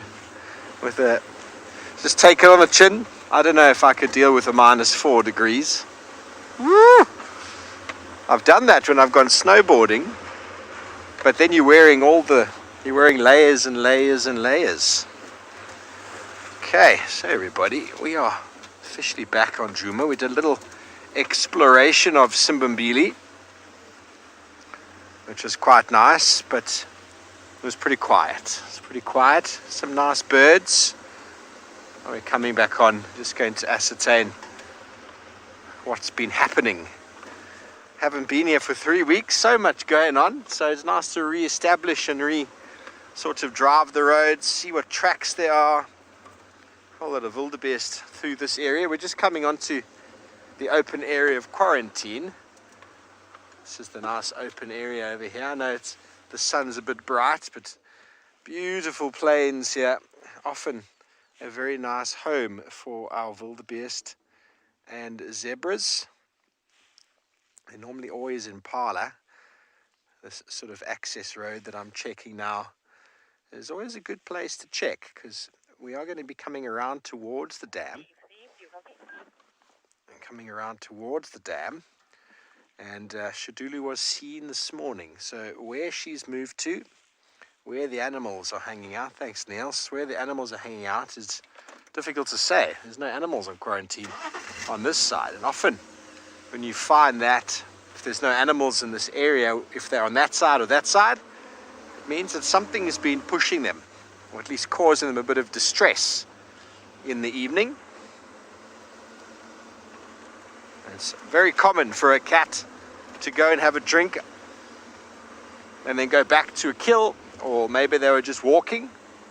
So it's nice to check these areas to see if any tracks. It is fresh in the morning, and what's nice is yesterday was so windy, so the wind will have blown tracks yesterday. The freshness will be quite obvious today. Celeste, you reckon the clearings are so soothing? Well, I suppose they are very soothing to the eye. especially when you get that wonderful sunrise coming up on the other side, or in the late afternoon, the sunset setting in the west, dropping some gorgeous light on this open area. There's something about open areas and light, beautiful, beautiful light. I've taken some incredible photos of light like that in the Mara with those open areas, which has been very, very special. I've been doing quite a few Mara pictures of late from last year's migration, which I've been popping on Instagram. And it has been splendid to revisit some of those times with the wildebeest crossings and millions and millions of wildebeest, it seems, on those open plains. Okay, so we're just going to check here very carefully. As I said, the wind will have blown any track from yesterday, will have been eradicated, or the edges would have blown down. So anything fresh will be quite obvious to see. So let's see if we can find you some fresh tracks. And while we carry on doing that, Lauren is loving her last day over there with the hyenas.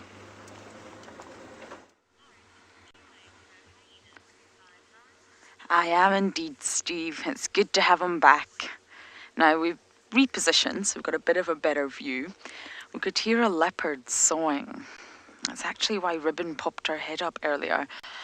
It's very difficult to try and determine where it's coming from when it's only a once-off sound.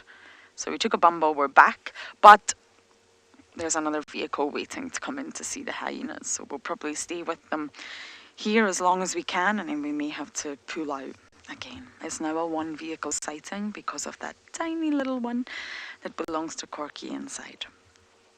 Now, if you take a look at Rybon's belly, it's very large. Someone fed very well last night. Who knows what's inside of there? It could really be anything. James, Davy and I did a bit of a clean-up yesterday because old Swazi found a black garbage bag. Yes, I don't quite know how he got his teeth onto that, but he did. He enjoyed hummus. He really enjoyed the hummus, actually. He enjoyed some yogurt. I think he preferred the hummus, though. There was mayonnaise. All sorts of delights. Swazi ate it all. So who knows what these hyenas find, but they find it. And that is a big, full belly. So that's exactly where Ribbon was yesterday, feeding. I wonder if we'll get a view of the small one today. It's very cold, so I imagine it probably won't wake up right now because Mama's not here. But it's getting braver. And it's got those two boys to look after it.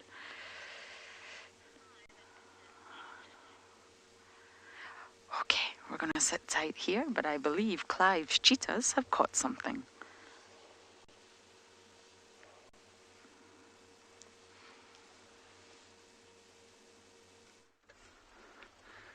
All right, welcome back. So these cheetah moved into these bushes here in front of us. We were on a road just back there watching them from quite far with binoculars, and it looks like the mother had caught an impala. Now, I can't find exactly where it was, so I just wanted to stop and listen as well to see if I could figure out exactly where she had caught this impala. But it was somewhere right here. Can you see it? There she is, right there. Oh, there. Okay. Okay, we've got her. Can you see from there, or should I go forward? Okay, so we've got her here. My word, this is amazing. For her to have been so skinny and hungry, to have now caught an impala, is really, really, like, for the cubs, it's so important.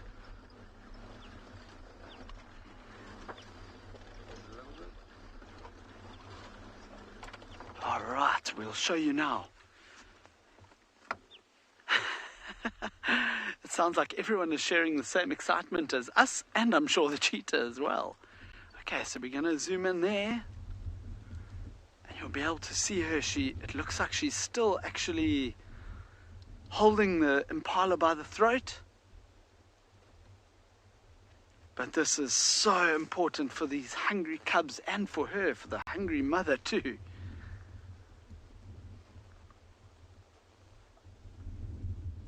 It's always sad for the impala, but I'm very happy for the cheetah.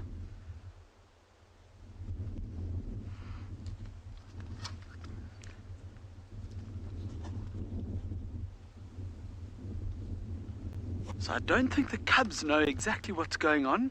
I can hear them calling. I don't know if you heard that, like that bird-like chirp about 30 seconds ago. That sounded like the cubs are somewhere around here calling for the mother, but they're not exactly sure where she is. And obviously she can't let go of the impala to call them in. So she's going to wait until that impala is dead. And then as soon as it is, she's going to stop and she's going to call the cubs and they will come and eat as well. Wow, wow, wow.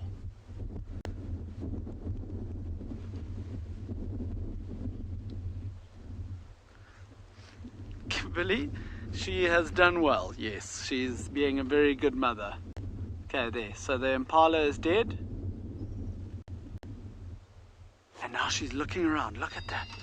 So it's always so, with cheetah, it's always such a scary, I suppose is the right word, but such a dangerous time for them. It's straight after the kill, because obviously the sound the impala made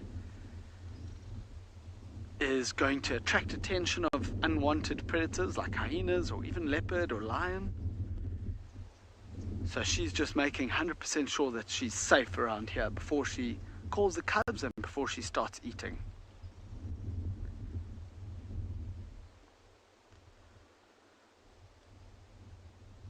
I think we should hear, in the next minute or so, we should hear her calling the cubs. There, listen. Listen to this call. Can you hear that?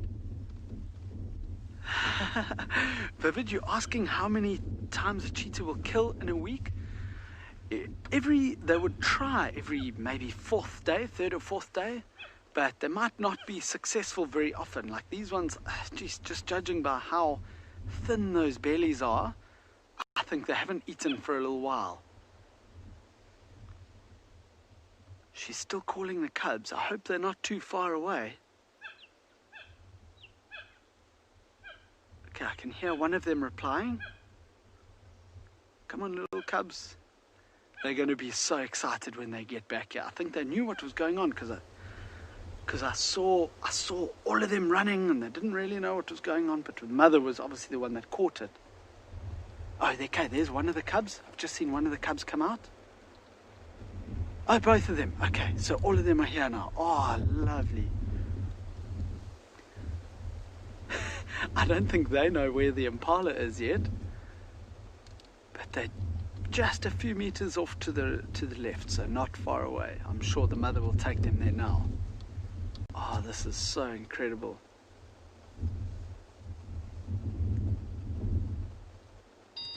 It's amazing to see when the mother comes back to the carcass and finds the cubs.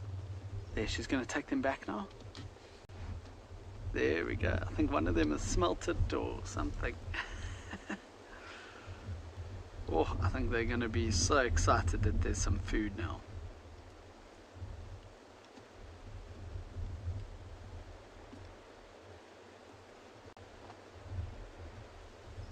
They're not too sure what to do. They're like just standing there watching the carcass now.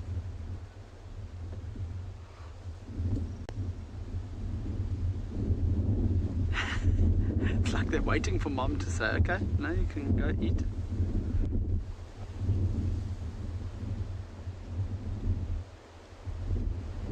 But I think now is the part of learning where the mother's teaching them that they have to, before they start eating, they have to just relax for a little bit and make sure there's no other predators around.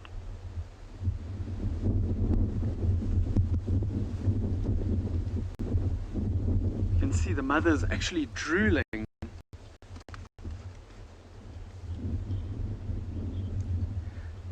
yeah, the mother's actually drooling. You can see she's panting a lot as well, so she obviously chased this impala quite a bit.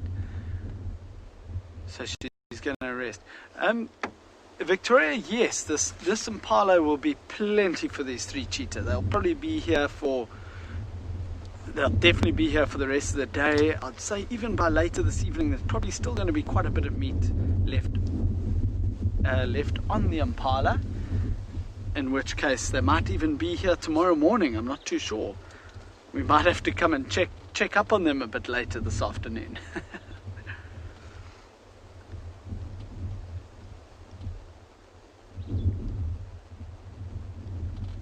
I find it so fascinating with these cheetah to actually watch them doing what they do, hunting, running fast like that. It is really incredible. Look at that drool coming off the mother's mouth from the wind. Shame. And if you look at her chest, she's panting very, very hard. So it's also, this time is also good to look out for predators, as I was saying, but I guess it's also a very good time for her to catch her breath.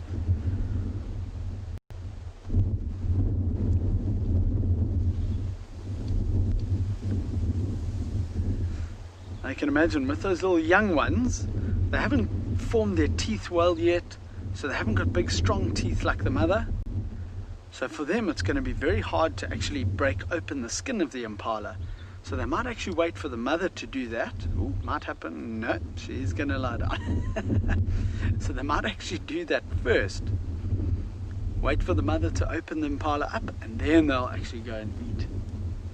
But I think the mother wants to take a bit of time and catch her breath first.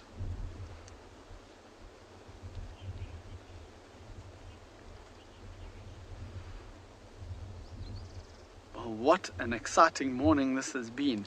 We're going to spend a little bit more time here. We want to see when the mother starts feeding and when the cubs start feeding. But let's let you carry on while we do that.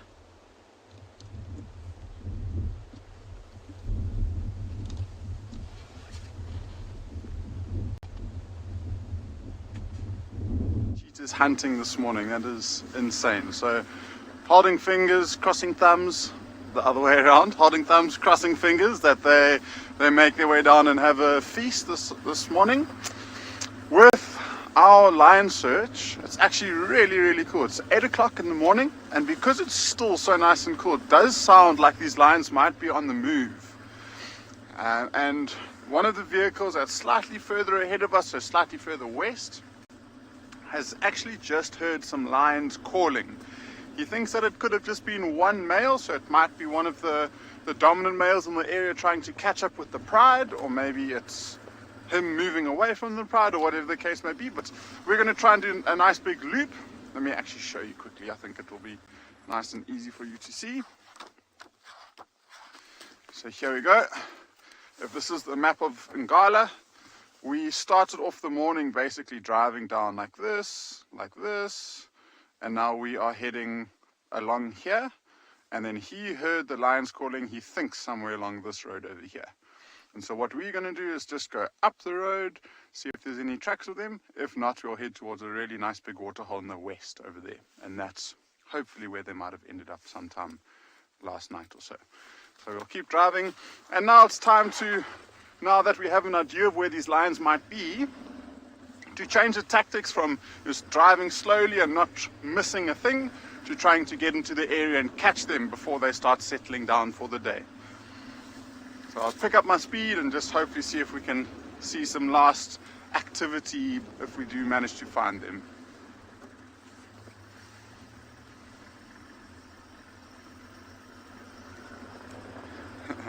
Sarah, I'm glad you appreciate the maps. I think it's also really a lot easier to see it visually than for me to explain north, south, east, west waterholes. It might be sometimes a bit confusing. So those maps are actually really nice.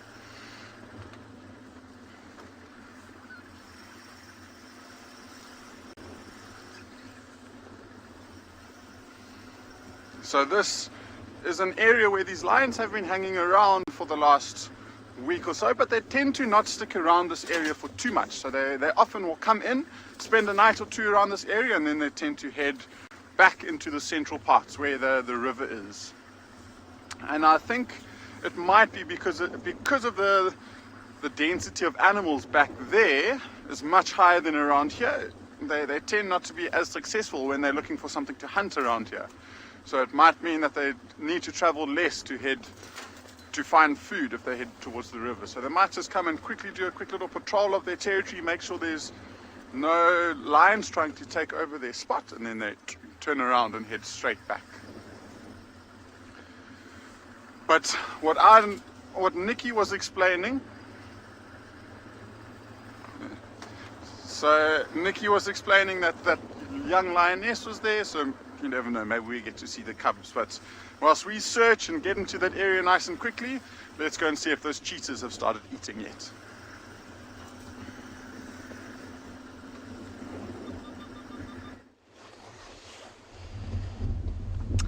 Thanks, Eric. The cheetah have not started eating yet, but I'm sure in the next 10-15 minutes, although she's up and looking at it, maybe even sooner. Anyway, we'll see. We're definitely going to wait here either way. We'll wait here for them to start feeding. But with it being such a windy day, obviously all these bushes around here are rustling and making noise, so straight away they're not going to be able to hear if any animals are coming. So she's very nervously just looking around and just making sure that it's safe. Now it's very open on the other side of these bushes, which is probably where they first saw this impala. And she might have been chasing it through that open area, but a cheetah and impala are relatively evenly matched in speed in an open area. But as soon as they get into a thicker area like this, you know, maybe there was a branch, there's like a fallen over branch there just close to where the impala was, so maybe the impala like tripped on a branch. But it looked, as soon as I saw them, they came around these bushes, and the mother already kind of half had it, and it was like just ahead of the mother, and she kept catching onto it, and then she took it down right in that little gap there. So it's a bit of a harder area for an impala to get away, so maybe she even chased it here almost on purpose, because she knows she's maybe a bit more agile than the impala. Either way, the cubs and her have a meal now.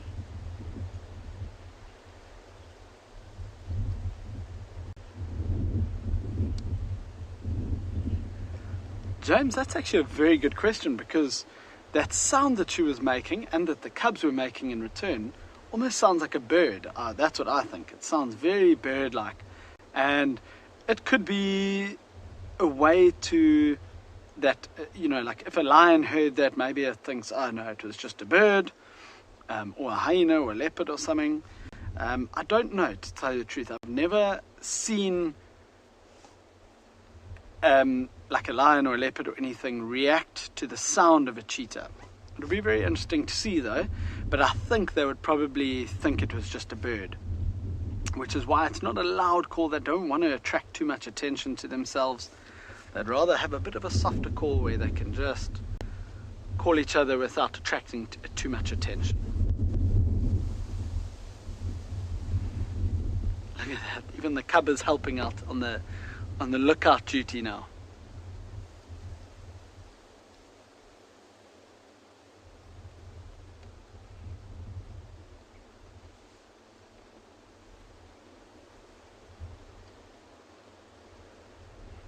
This mom has done very, very well for her little cubs.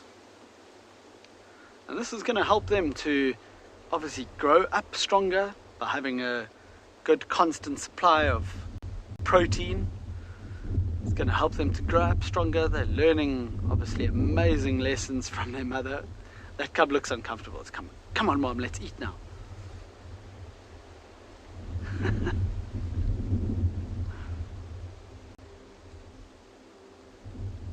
Very interesting to see how this all goes down. I'm sure it will be the mother that goes first, as I was saying. But it almost looks like the cubs want to go there as well now.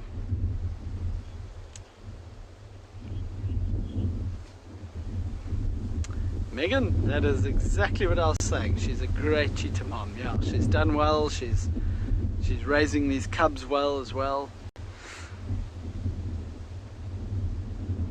Now this cheetah actually had, let me just think back now, this cheetah did have 4 if I remember right, or was it 3? Might have been 3, sorry, I think she had 3 cubs at one stage. But since in the last maybe 2 months or so she's lost one of them. I don't know what happened. We didn't see them for a very long time. They actually moved right up to the north of the reserve. They were born more down in the south, that's where people first saw them. Then they moved right up to the north of the reserve for a little while, but they seem to have come back down this side now.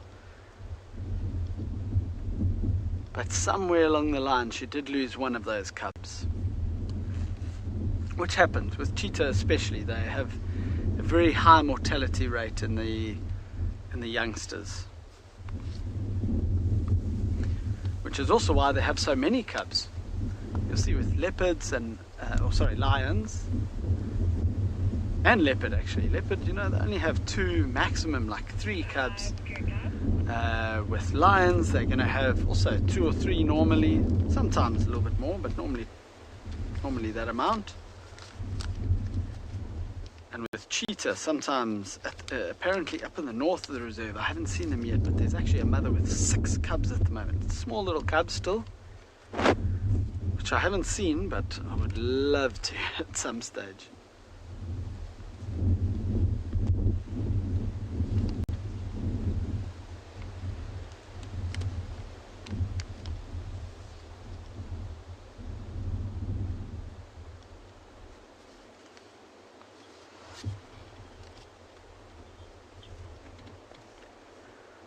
So while these cheetah are sitting and staring at their food, I'm going to wait a little bit longer until they start feeding, but we'll send you across to Lauren with a monkey up in a tree.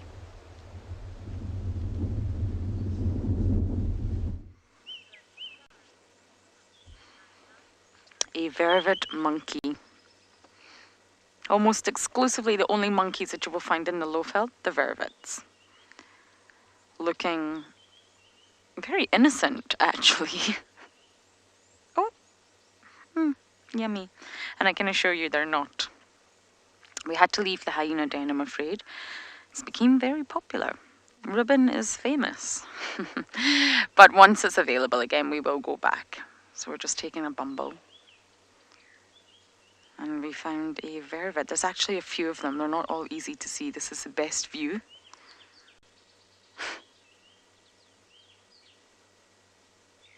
And being highly, highly visual animals, sitting at the very, very top of this tree, it's really high up. Davy will give you a view of exactly how high this monkey is perched. Look at that. Right at the top. They obviously don't have any fear of heights. Height gains them the advantage to see, to be able to see far and wide, to know what's going on and get the best food.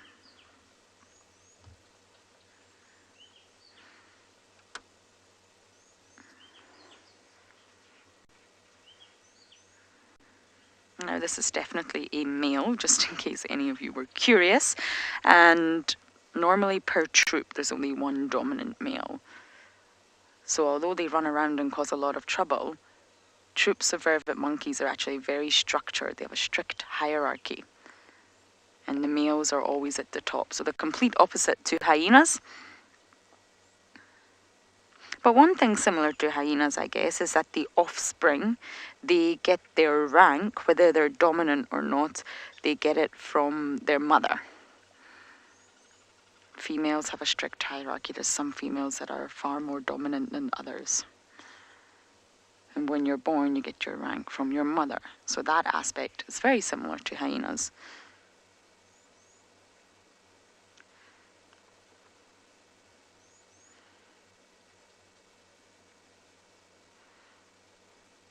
And again, being high ranked will give you better access to food and also better access to sleeping sites.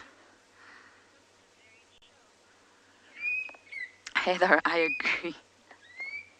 This is a very chilled monkey. They're not always like that when they're terrorizing our camp.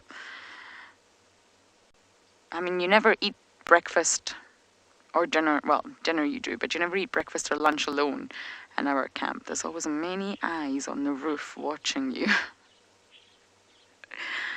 You're never alone. Eyes on the prize. They know exactly how to navigate the kitchen. I was cooking one day and I turned my back stupidly, and one monkey ran and went straight for the box of bananas and grabbed our whole stash of bananas and ran.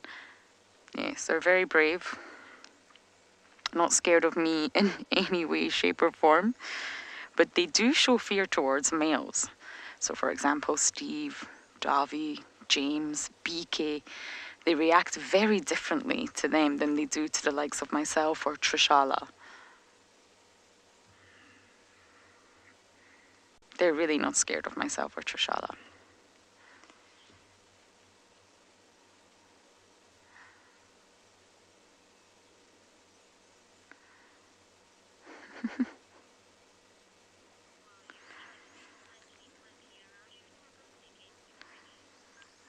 Okay, what wonderful views we're getting of this monkey.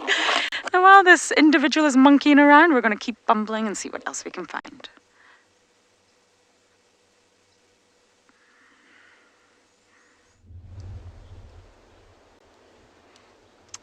Alright, so it looks like these cheetah are moving in, and it looks like the cubs might actually be playing with it almost. Okay, the mother's also going in now. Alright, I think this is where she's gonna start feeding. Now, even though this impala is already dead, the cubs look like they're actually playing with it, so they were holding the neck. Yeah, that's exactly what's going on, just behind the mother. Look at that. So they're actually holding the neck. They're practicing like where to bite to suffocate the impala. And again, it's all part of their practice. Look at this. I think it's also a bit of excitement from these little cheetahs. Shame. Look. See how the mother now... no, she's coming back out, don't worry. I thought she was moving to the back side of the impala, which is where she would start feeding. That's the softest part and the easiest part of the impala for her to bite open and get inside. So probably around the rump or under the stomach, under the belly. There we go, she's coming back again. Let's see, maybe she'll open it up for the cubs now. But they're playing and biting and fighting. I think they're very happy they've got some food now. Look at this. Yo.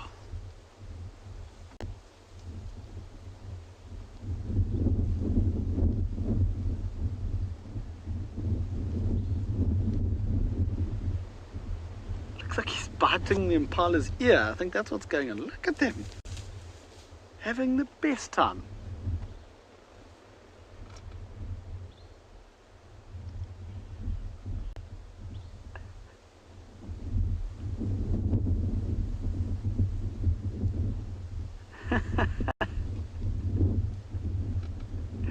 Yeah, so if they knew, or if they could open that by themselves, they probably would have, but I think they realize they can't, and they don't really maybe know what they're doing, and they're waiting for the mom to do it.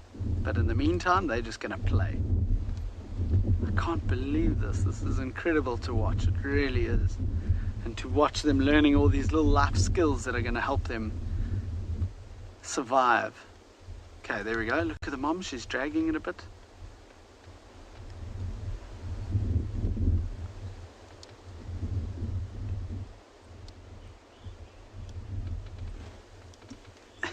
Trish, you say maybe they're tenderizing the meat. Yeah, I suppose like us with one of those little hammer things, tenderizing the meat. Maybe them playing and biting and throwing it around like that is doing the same. Okay, there we go. She's just pulling it. Cubs are like, hey, wait, no, bring that back. Ooh, the mother's in a bit of an awkward spot for us to see what she's going to do now. Now, where that one cub is lying is where the head of the Impala is. You can see he's still playing with the ears and playing with everything there. Look at them, both of them playing with it. Wow. But the mother is dragging it further behind those dead bushes, which is going to be a little bit tough for us to see nicely, I think. But she's dragged it a bit, and now she's moving away again.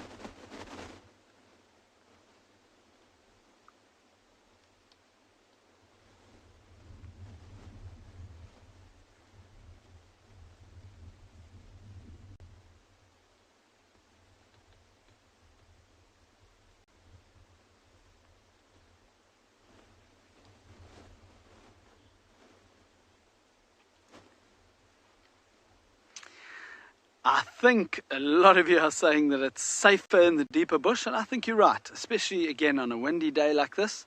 They're in a bit of shelter there, and I think it's actually a good thing. We can like literally just see them through there, but I think they've got a nice safe spot now for them to carry on eating.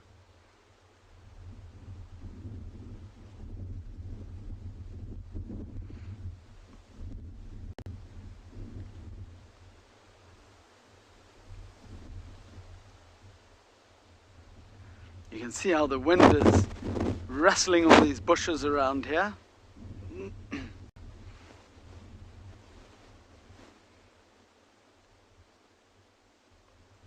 Looks like the one is actually feeding. I don't know if it's even possible to see it really on the camera, but it seems like might have just opened up a little bit and they might be able to get to some meat. Michelle, you're saying the mom looks very nervous, and yeah, for those exact reasons I was explaining, she is very nervous. You know, the Impala was making quite a lot of noise when she caught it. Plus it's, you know, which might attract other animals, plus it's windy, so it's hampering her ability to hear or smell other animals close by.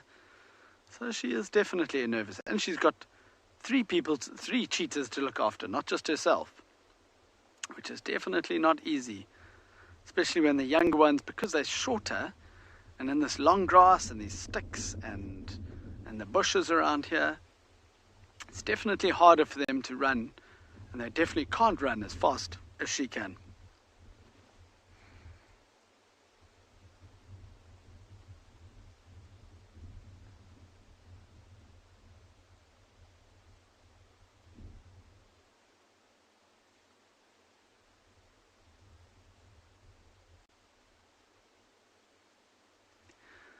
Normally at this time in the morning there's lots of bird calls, nice and early time, but I think with this wind this morning there's even not too many birds out.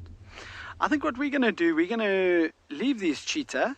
They've dragged it off into that thicket where, as we were talking about, they feel safer now. And we can't see it too well in there, so I think we're going to leave them in peace. They are going to carry on eating the Impala. They'll definitely still be here this afternoon unless they get chased off. So I think it might be worth us stopping in again this afternoon. But I think I'm going to carry on and see what else I can find. And in the meantime, we'll send you across to Dylan.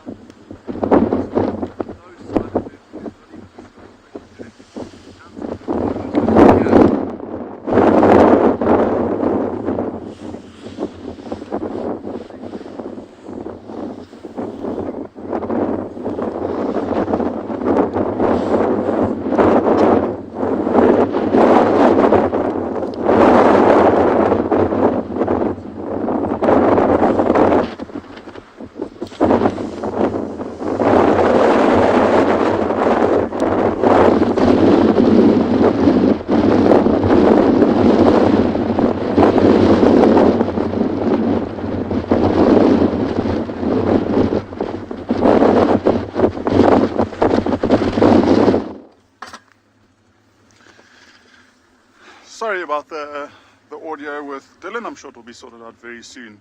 We've again changed our tactics, because we managed to hear one of the lions calling off to the left of us, and we sat in the same position for about 10 or maybe closer to 15 minutes, and we haven't heard it again. So it has either stopped calling and decided to rest, or it's walked and we might have missed it. So I think because we've still got a few of our trackers working the area on foot to the right of us, we're going to start making our way directly towards that waterhole to see if there's any changes there. I fear that, and it's already 8:30, the temperature's starting to increase quite quickly now, so there's a good chance that it might have settled down, and if it has, it just means that we'll have to come back this afternoon and try and find it for you again. But you never know, it's not over. We've still got another hour or so of searching, and hopefully we'll be able to find them. If not this morning, we'll find them this afternoon.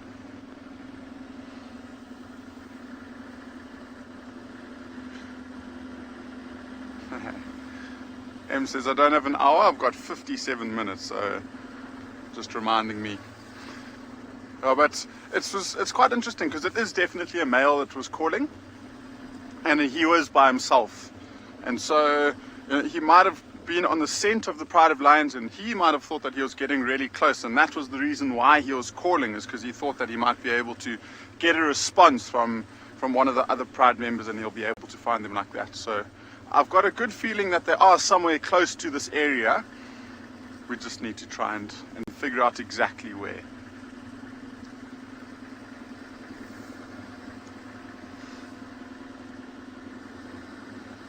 So I would imagine, I mentioned that male might be resting, but I think the rest of the pride would probably be resting too by now. So nice patches of shade like this and short patches of grass is really the best place at this time of day to be looking for these lions.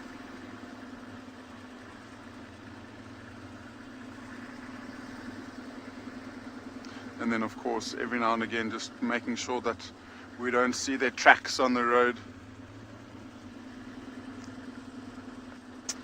Yeah, so like I say, we'll slow down a bit and try and have a look at some tracks on the road, see if we can find those lions, but apparently Steve has got some tracks to show you. So let's see what he has.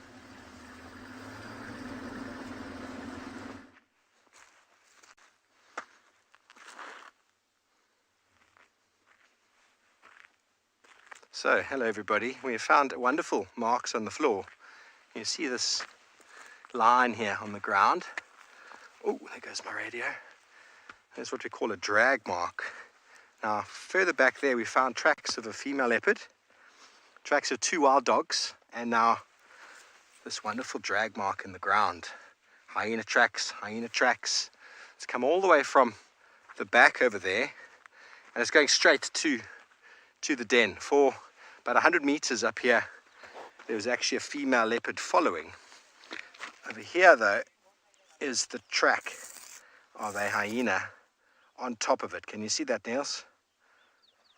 It's not very clear.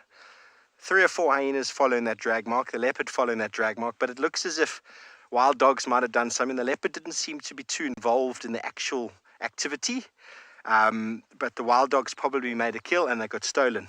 And this hyena dragging it all the way back with more hyenas following. So very, very interesting to see. Can you see the mark on the ground here? Sometimes you can get confused with that, but this is the hair of an animal being pulled, and sometimes like this, a leg or a horn or whatever it might be, but that is the design of the hyena with that backward slope. Yeah, this might be a bit easier to see. Niels, you see that one? There's a hyena track in there, and you can see that this is walked on top of that drag mark.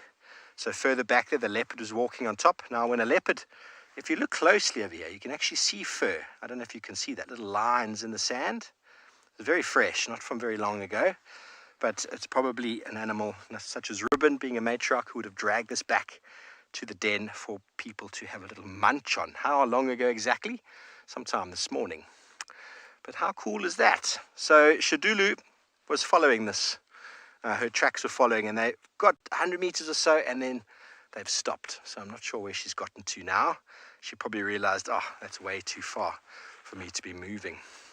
Okay, well, no doubt it's going to be heading straight to the den site, and we're going to jump back into the car. If I could just get this on my belt, back into the car, and we're going to carry on.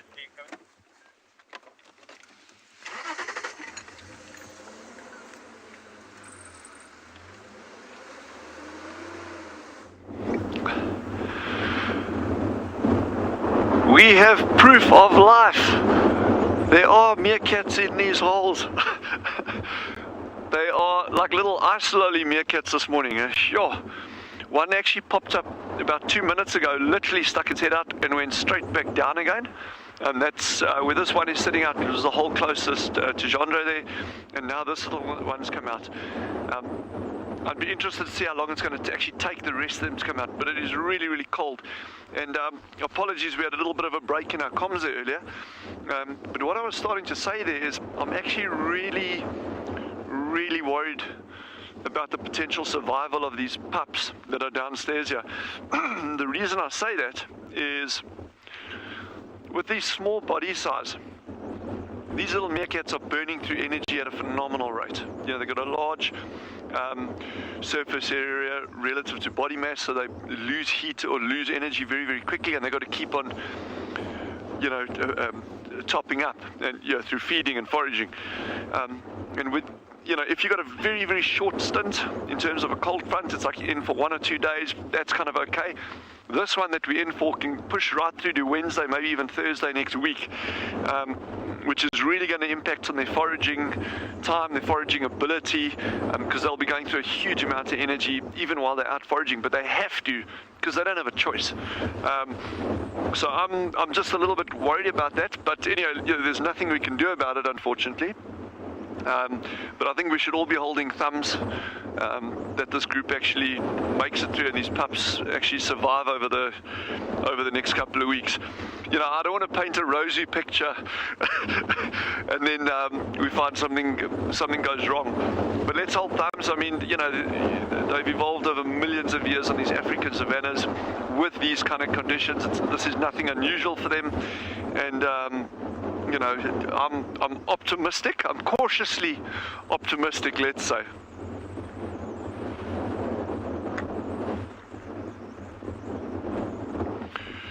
Noel, now that's a good question there that you've asked. Noel has asked, do the meerkats actually close up the burrow entrances at night in order to keep the warmth in? They don't. Okay, there are species that are known to dig up sand behind them, and not necessarily, and it's not normally for thermoregulation, it's more for a defense. Aardvark are known to do that, honey badgers have even been known to do that, and pangolins as well. But it's not normally for thermoregulation. I've never seen meerkats doing that. I've never seen ground squirrels or mongoose, any of them. And I think these burrows are also actually pretty well sheltered. So once they're underground, you know, and also because these burrows are like pretty much blind burrows, they're dead ends. So it's not like you're going to get like wind blowing in and like whistling out the other side. So it's not like they're sitting in a wind tunnel, you know, freezing. So I think the burrows are super stable. All the studies that have been done on, you know, burrow systems in the Kalahari indicate that between 30 to 50 centimeters, 30 to 50 centimeters under the ground, this temperature becomes very, very stable through summer and winter. So I think they don't have too much to worry about while they're underground.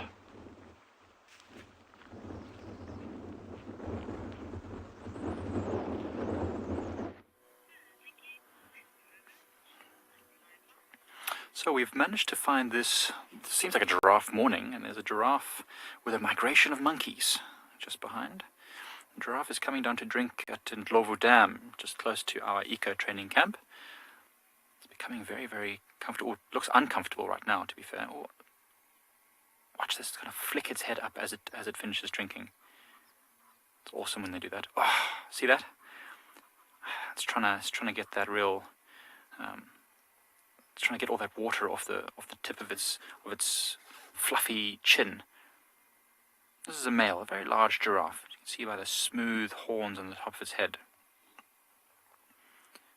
This is a very big giraffe, and it's probably in its prime right now. and still quite nervous though, even though it's a very large animal. When it's got its head down and it's drinking, it's a very vulnerable position, so it still needs to be very, very aware of what's around. And being very tall, it can see over most of the bushes and things. So there's a few of our students are in our camp, so every now and again it looks over towards where the camp is, probably catching some movement of people going about their morning routines. And a lot of our students are busy doing exams, so they're busy studying. Well, I hope they're studying. Better be studying. He's coming down to drink again. Watch how the legs bend to get its body as low as possible to that water. It looks very, very uncomfortable. That's why you never see them doing it for very long. They'll just drink for usually a few seconds at a time before getting up again. It's not an easy position. If anyone's tried to do a half squat for more than a few seconds, very tough. There it is. Just having a bit of a drink.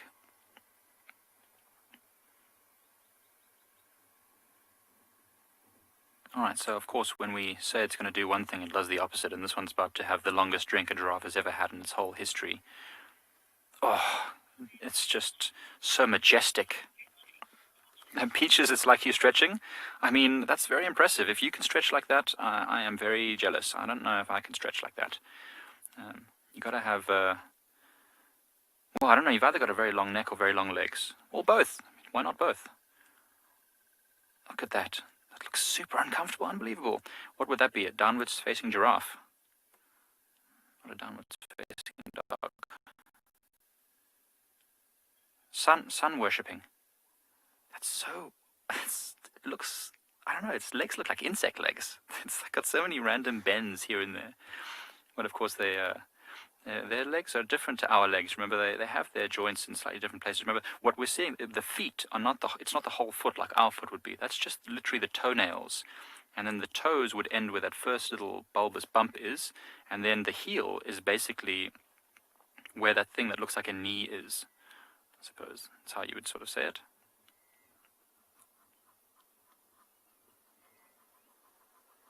Oh, how super hard is that? You can almost see the neck. Look at the neck. You can actually see those lumps as the water gets pulled up its neck all the way. Remember, it has to have very, very strong neck muscles to force that water backwards up its long neck. You ever try to drink water upside down? Super uncomfortable. I know I do it sometimes when I'm trying to get rid of hiccups. I wonder if a giraffe ever tries to get rid of hiccups that way.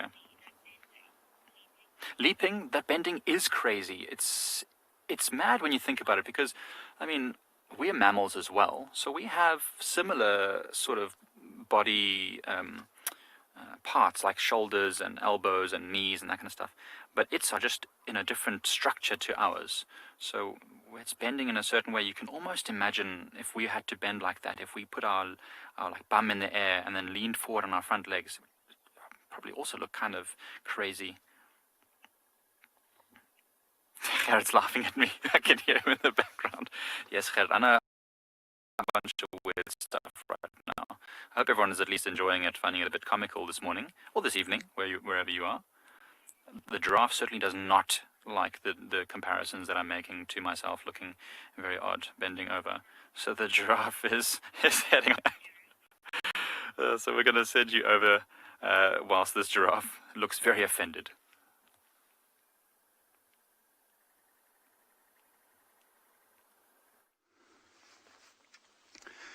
We've just come to this waterhole and look what we found sitting on the dam wall itself. It's awesome. We've got two of these lionesses and we found them here. And so they obviously came up to just get some nice morning sun. But if we have a close look at them, what I find super interesting, and this one that's in front around her face, look at how red that is. And so she's definitely had something to eat. But now if we stick on that same lioness and we pan down to the very end of her tail, look, it's missing, completely gone.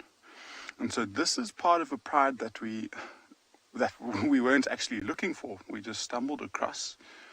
But they are distant relatives of the Birmingham pride. And so these ones, we call them the Birmingham breakaway pride. And it is also quite a big pride.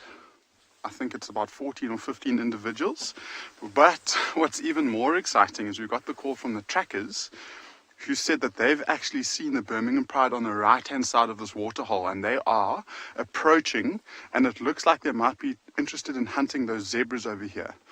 And so I don't want to move too much because we're in the prime spot to see it unfold if they do happen to chase. We got a nice elevation, we're at a distance, and if those lions happen to stalk towards the zebra, there's a very good chance that we could kind of see an interaction between what these lions would do, and I would imagine they'll turn and run away from a big pride.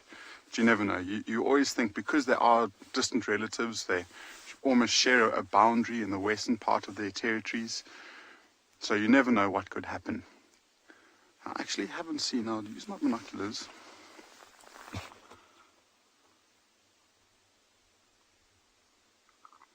So the vehicle is basically directly to the right of us. And I think these lions at the moment are just using the shade of the bushes around the waterhole. So we haven't seen them yet.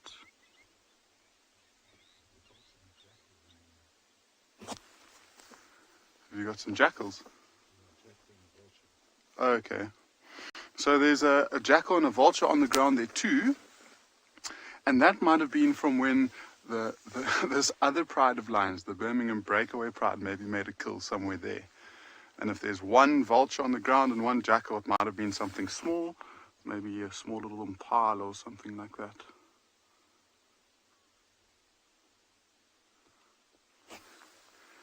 And then those zebras. Yeah, so there's definitely something that's going to happen quite soon, but it doesn't seem like it's happening quite yet. So we're just going to sit tight and see what happens. But it does sound like Clive has got another pride of lions, so let's go and see what his lions are up to.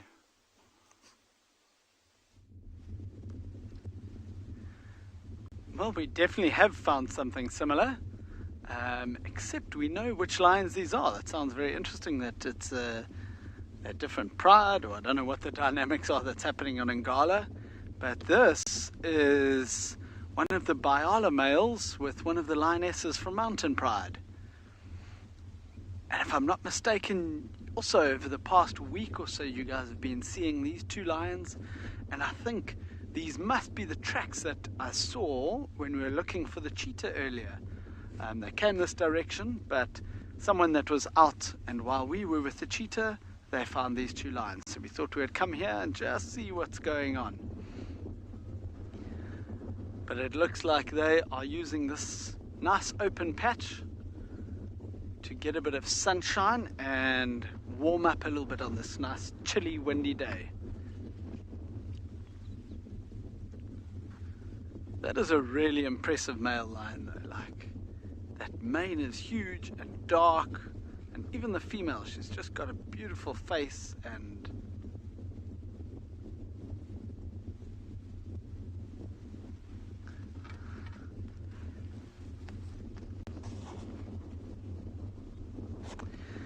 so apparently a lot of people are asking if this is a mating pair, and it's a bit of a strange one because apparently a few days ago they were mating, yes. I asked the people who found these lions just now, I asked if they were mating, and they said no. It sounded like the male was trying, but the female was having none of that. So I haven't seen them mating yet, but it could be, you know, when they do mate, they'll be together for a good few days, 3-4 days. So we could be kind of at the end of that. They might be trying to find the rest of the pride now to kind of get back to all the other lions. But they're not mating right now.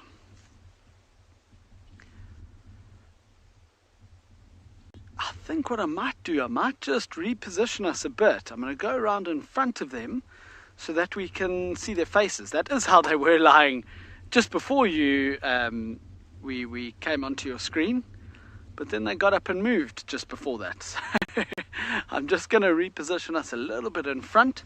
Let's get a nice view of their faces.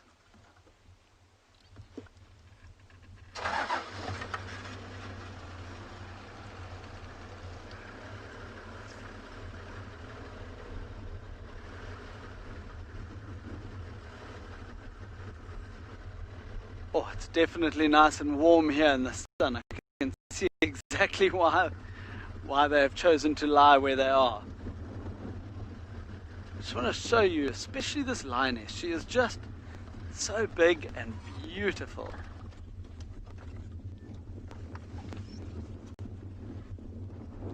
Right, we're gonna show you these two looking very regal there. Look at that.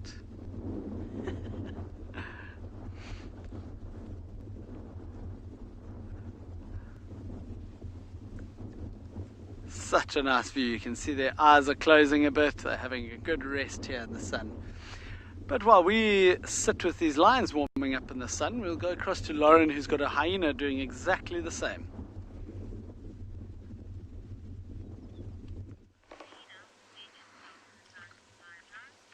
Oh, she is. Our beach babe here is warming herself in the sun, also known as Ribbon. Now, we've came back, and it appears the cubs have popped back inside, but I think it's worth waiting. I really do, especially if we can get a glimpse of Corky's little one again. Now, we were actually behind Steve when he was showing you all the drag marks. You can see the drag marks going all the way up the road, and guess where they head? In the direction of the hyena den. Yes, they do. I think they're not fresh from this morning. I think it's from last night, and the carcass is right here. Davi's going to show you in just a moment. There you go. That's the carcass. That's my speculation. Ribbon is well known for doing that. Hyenas are well known for doing that, dragging carcasses, and that's why they're more powerful at the front end of their body. That's why they have that big long neck. Excuse me, I just sneezed. Sorry, Ribbon. I think I just woke her up. But yes, I think the bones will possibly be somewhere around here. And I think it was Ribbon. I think she stole the carcass. I don't quite know who the carcass belonged to, but I would imagine a leopard of some sort. I don't think Shidulu, because we were hot on the heels of Shidulu this morning. We just couldn't catch her. But I could also be wrong. It could have been Shidulu's carcass, and then she came to the damn camp for a drink. But it's definitely Ribbon who stole it, I'm convinced. A beautiful bulbous body. And when you think of a hyena approaching a leopard and stealing a large carcass and pulling it that great distance, it's quite phenomenal. It really shows you how strong they are. Oh no, girl, don't leave us. Look at that body.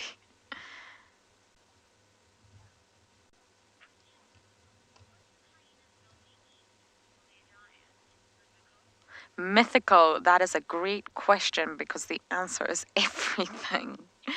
Everything. I think I'm going to follow her because it appeared like she heard something.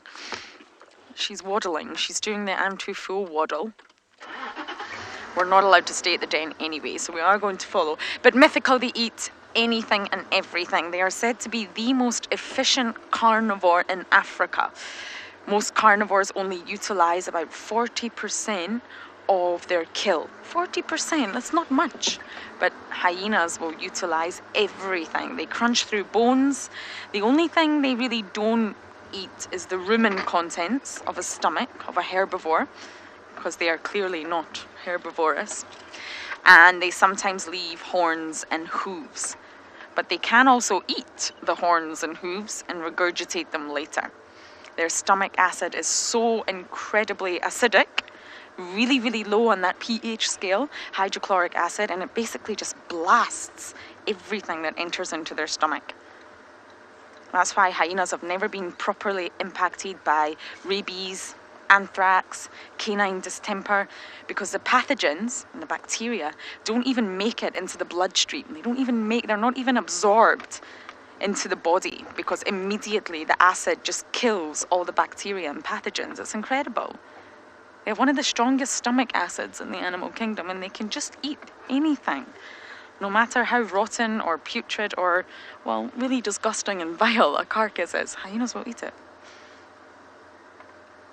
And they like hummus. We could have actually reused that tub without cleaning it. Swazi cleaned it so well. There wasn't a single drop of hummus left in that tub. That's true, Emma. Who doesn't like hummus? That's a better question.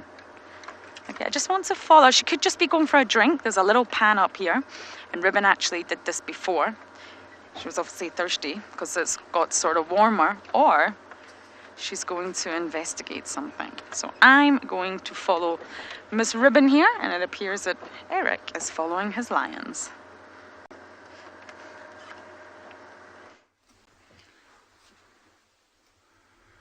So we're still with these two lions who actually came down to have a quick drink, and then they're starting to move away in the opposite direction of where the other pride of lions is, and that's such a good view of that short tail. And it's so helpful that she's got that short tail, and it's such a standout feature. We so easily can identify her, and so we know exactly she's pretty much the oldest female of the Birmingham breakaway pride, and she could very well be one of the nieces of the two oldest lionesses of the Birmingham pride. I'm just going to move forward again, see if we can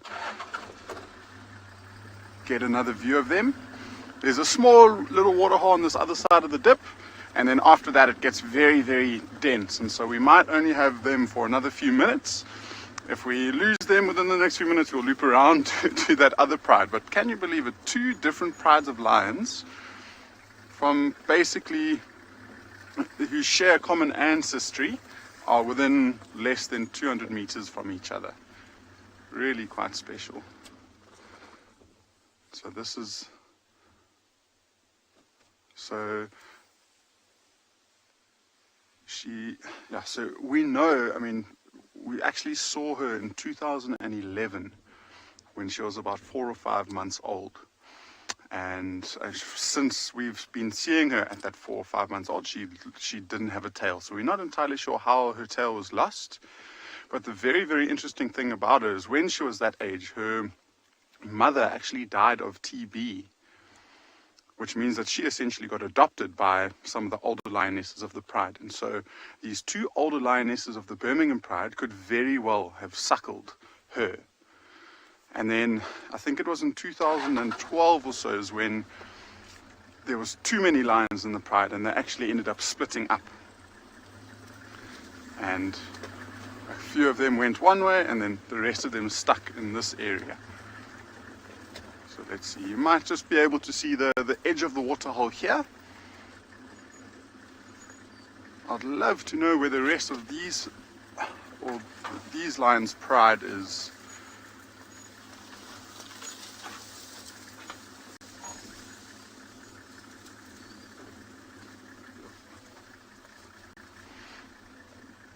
And so these lionesses are definitely some of the biggest. Their genes are so pure. It really is some of the biggest lionesses that I've ever seen. And I mean, I'll see if we can just get another view of them before they disappear to the waterhole. But this lioness, the one in Flicula, is huge, and she is just so muscular. See, she's got some blood on her face. They had a quick little stop and a scan here, and they're probably just watching the waterhole to see if there is anything that might be coming down to drink. So both of them have stopped. She's got really, really golden eyes. They're very light in color. You can still see that blood, but her belly isn't completely full, so I think it definitely was something quite small, and probably an Impala.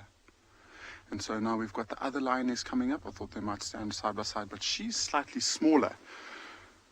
And so she's definitely a younger lioness. So maybe even her daughter.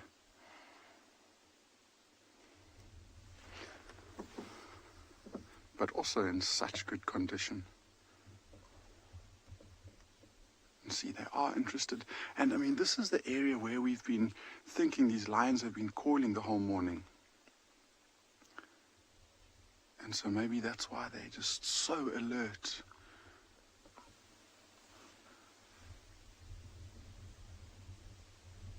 can actually hear a lion calling in the distance. Far away.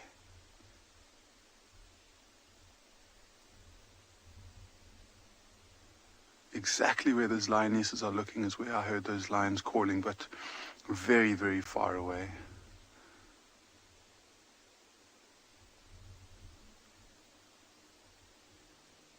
And it's interesting how that the lioness with the tail,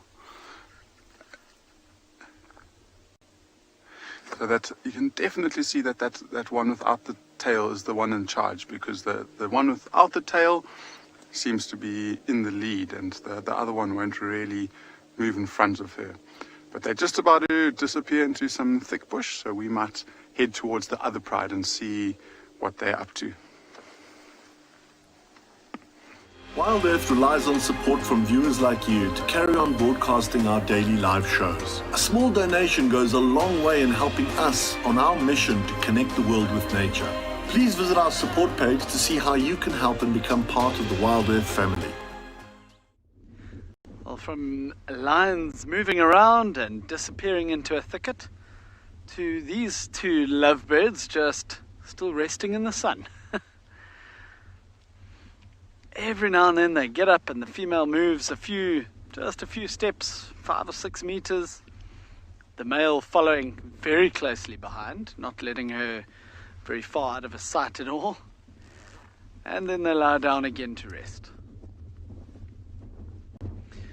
Which, as I say, I really don't blame them. It's not the best weather today. Nice and blue skies, but a very chilly wind, so I think it's very nice. It's definitely nice for me to be sitting here with my back to the sun, and I'm sure it's the same for these lions. If you look at the male, especially, that one eye of his is very damaged, his right eye. And that, it's just turned, you won't see it now, but that happened about, when was it? Sure, probably pushing even a year now, maybe a little bit less than a year. There you'll see it again. That eye is quite sunken back and there's lots of fluid coming out still, and this is a year later. And this was from a fight with his brother. I'm sure a lot of you have seen the Biala males together, the two brothers.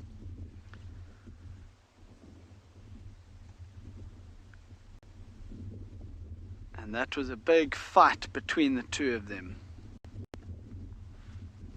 Like a pirate with one eye. But I think it looks like that other eye is still, looks like it's still working. But maybe not as well as the other one, or maybe it's swollen just around the eye. I don't really know, but I think he can still see. Looks like he's got another little scar on his belly.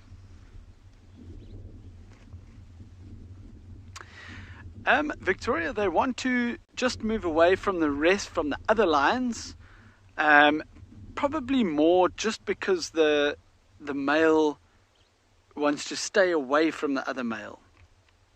Whichever male's more dominant will try and separate the female that's an estrus away from the others, and probably a lot so that the other brother can't find them. And that they have done pretty successfully. But I have also seen them with the pride mating as well, but I think only once or twice that's happened that I've seen. Most of the time it'll be separated from the rest of them. But there's definitely no mating happening today.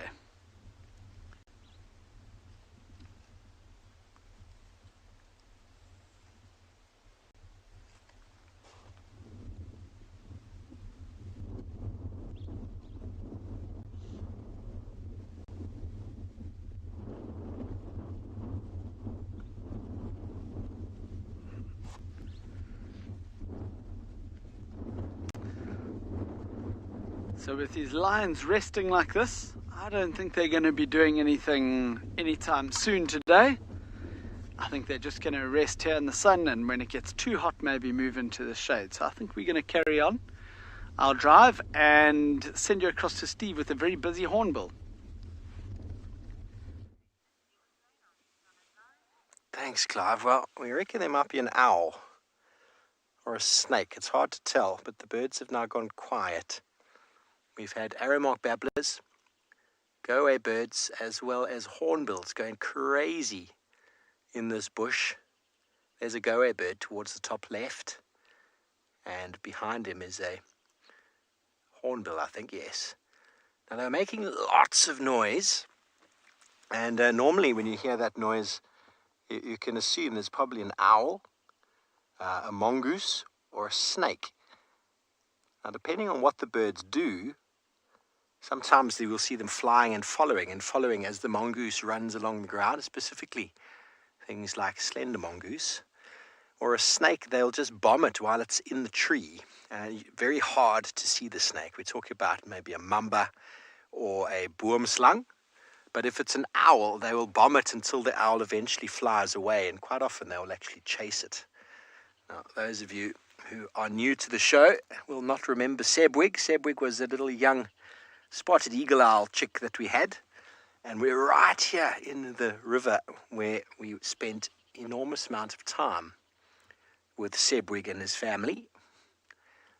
It was very cute. Watched him from very early ages until possibly fledging, and we haven't seen him since. So I was getting very excited when all these birds were making all this noise. But of course, now that you've come to us, they've gotten all very quiet.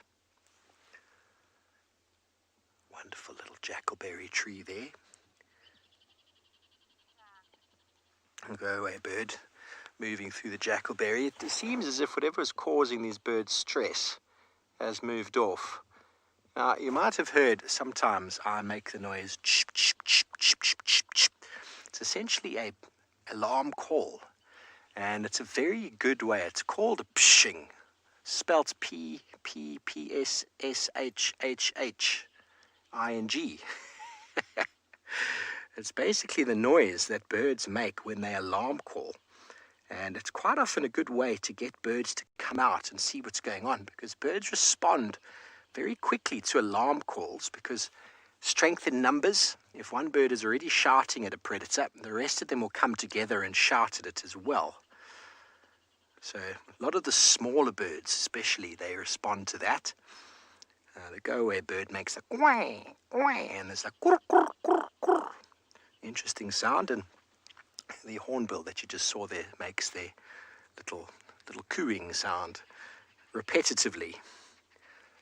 But they've all gone very quiet, which means that whatever was causing them a hard time seems to have gone away.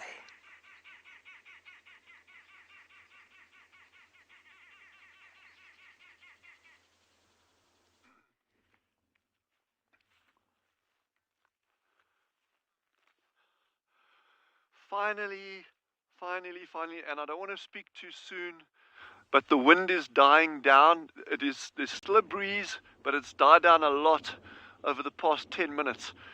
So I'm really hoping that it settles. If it does, the temperature will pick up nicely. You can see the meerkats have responded to that as well. They definitely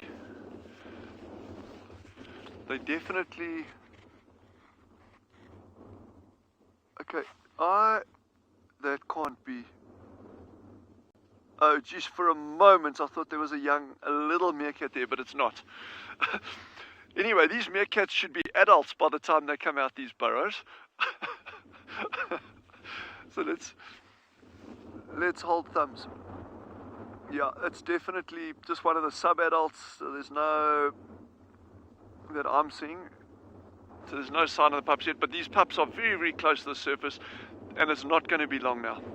But I don't think in this kind of weather, I would be very surprised if they were actually brought out in these cold conditions. So you can still see the movement on the grass behind that one meerkat. So there is still a breeze, but it's died down a lot compared to what it was earlier today.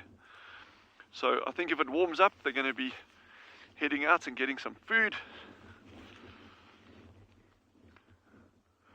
They do not like this cold weather. Yes, they're even keeping their bodies so they're facing the sun, but they're trying to keep as low as possible so they get sun on them, but also a bit of sheltered from the wind.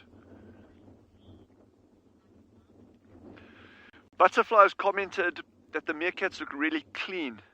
And they are very, very clean animals. They do a lot of their own grooming, but they also do allo grooming, in other words, cleaning the other members of the group as well. And that's really important for controlling parasite loads on them, ticks, fleas, that kind of thing.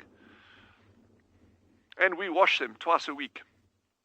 And we use conditioner as well, which keeps the hair nice and fluffy.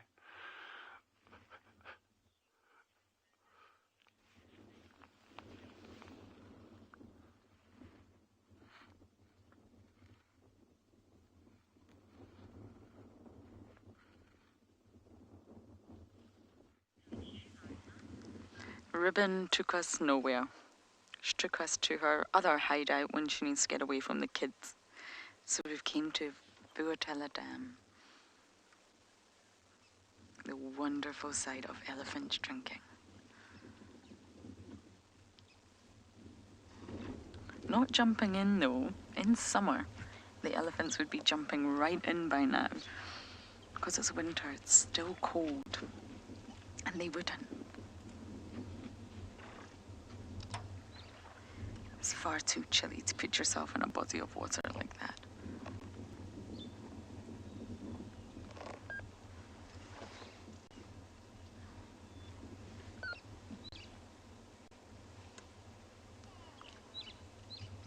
If you look at the one that's drinking, the straggler, a youngster, if you look at the body shape, you can see that it almost looks like the legs are too long for the body. I hope that makes sense. This is a sort of awkward, starting to become a teenager age of an elephant, just like a human. When humans go through that stage of almost hitting puberty, they look awkward.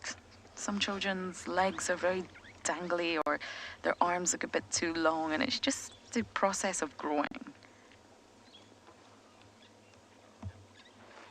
And of course, once they do reach adult stage of life, they will be completely in proportion as they were always meant to be. But I think this stage in an elephant is rather amusing. For some reason, it just looks awkward.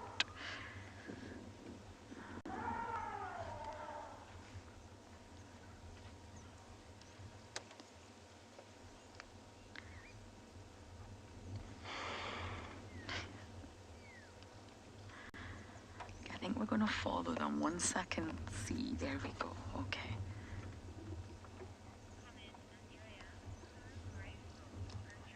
Andrea, they are so great.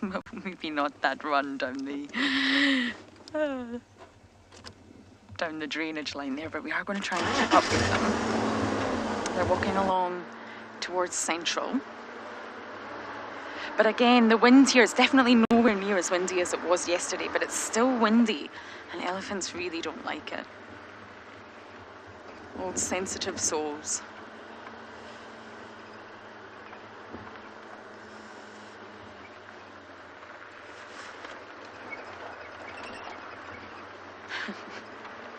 Okay, we'll get a view of them just now once we get up this awful bumpy road. There we go. Let's just watch them heading along Central there. Looks like quite a small herd, and they're staggered because, of course, elephants can communicate with one another over great distances, and therefore they can probably talk to one another. They don't need to be in visual line of sight. I just don't want to drive up alongside them right now. I'll try and see where they're heading. I think yes, they're going back into the drainage.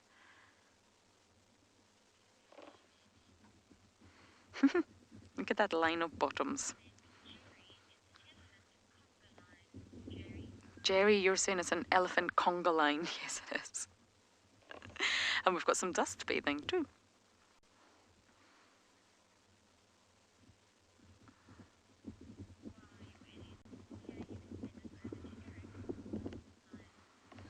So I might, if they don't disappear into the drainage, we'll try and keep up with them. But we are going to send you back across to Eric with his lions.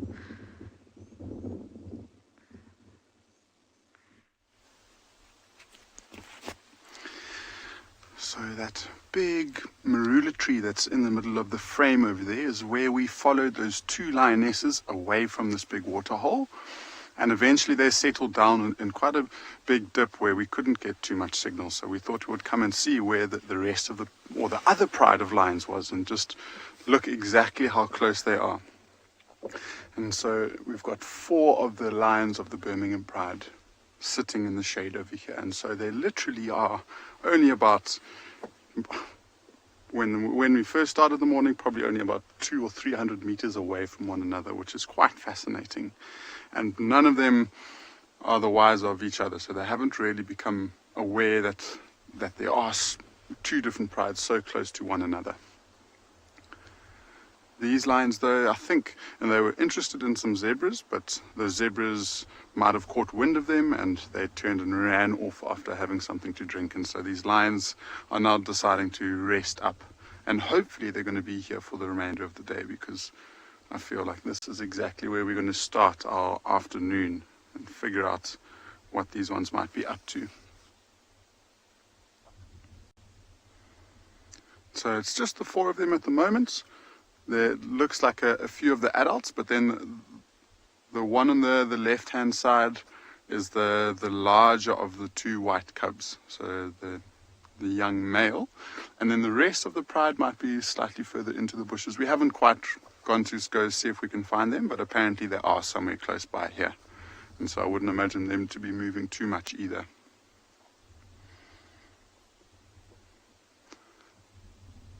You'll just have to think what would have happened if those 2 lionesses happened to see this pride. And I've got the feeling that from that distance they probably wouldn't have been able to recognize one another, especially because they spend so much time apart. And for just 2 lionesses to see a big pride of 14 lions would be very, very intimidating. And so I would imagine the 2 lionesses would have turned and ran into a much safer area, and probably to the rest of the pride that they've separated from.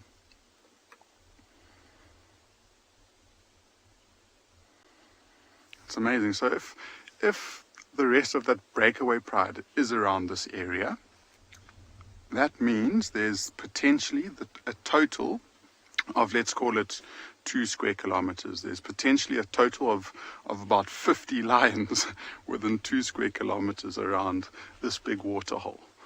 So that is incredible to think about.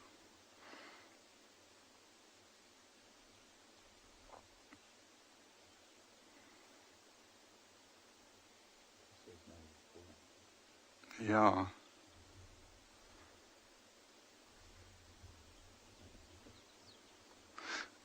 Giles, so when lions cross, they don't really cross into each other's territories a lot. But remember, lions have got a territory and then their home range is much bigger. And on the odd occasion, those home ranges could overlap. And if that's the case, they could encounter one another. The only time that you might find them encroaching into different territories is if they need to find food or resources, basically. So if they've run out of water in their territory, or if there's no food, then they might have to. But it's such a high risk, because these lion prides are pretty defensive against it, or pretty defensive against other lions if they come into their territories. And so if you get stranded and you get isolated by yourself, there's a chance that pride of lions could kill, even if it is another female, could kill that lion. But I think it is so dynamic, if lions start encroaching into one area of the territory, you might find the other pride, if they don't want to get into that confrontation, they could just shift their territory by a few kilometers in a slightly different direction, and they try and move around one another.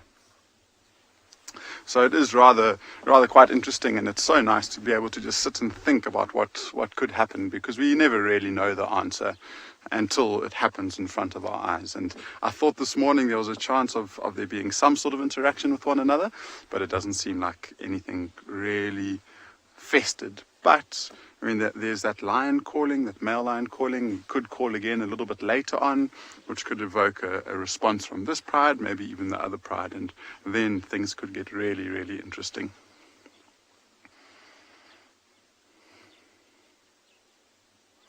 And then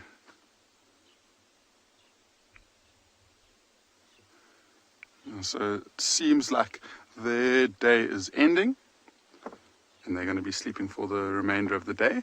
There's a couple of animals in Tswalu who seem to just be starting their day.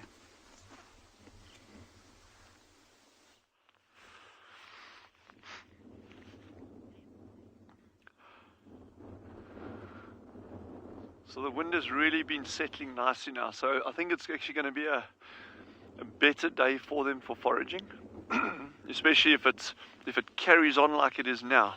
It's going to be a really good day, which means they'll actually be able to get out and get enough food. And like, you know, the only one I'm really concerned about is the alpha female, or the dominant female, which is, I think, is the one closest to me now, because she's the one that needs to be producing enough milk for the youngsters, for the pups. So the others, I mean, they can get enough, you know, food for themselves, which is absolutely fine. But it's that adult female, that alpha female, that really needs that sustenance and that energy.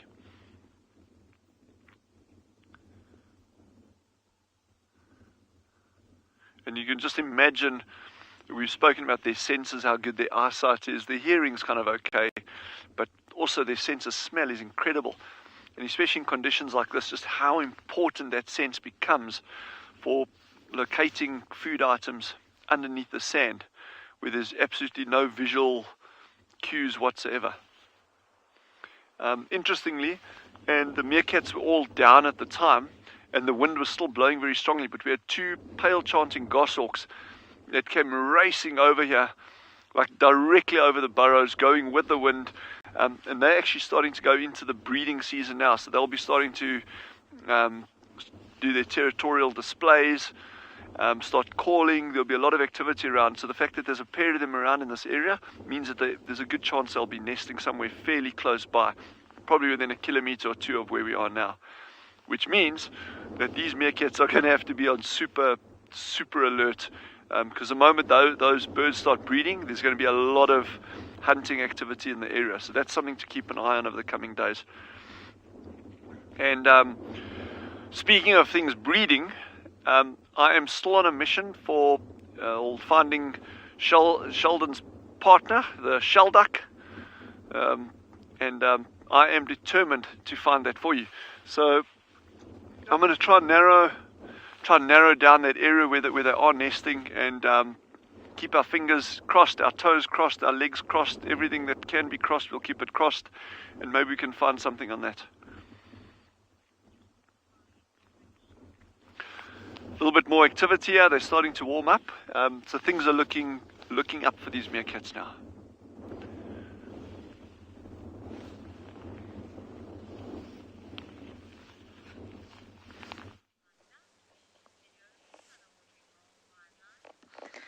From sunbathing ribbon to sunbathing monitor lizards, doing what they always do when we put them on camera. But don't be mistaken, they are ferocious predators, the ferocious appetite. And their tail, which is also known to sort of power them through the water, because they live a life on land and in the water, is a second one.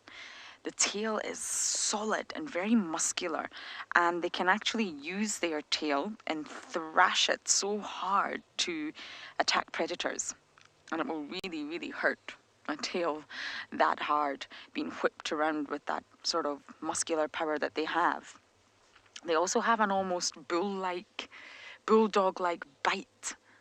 Oh, they've got really powerful jaws, and when they bite, they just won't let go, almost like a bulldog. So they really can defend themselves. And if none of those tactics work, then they go for what is known as thanatosis. And what that basically means is feigning death. So you're pretending to be dead. You'll lay completely still, not move a muscle, and pretend to be dead. Many reptiles do that, but monitor lizards do it too, and it's called thanatosis.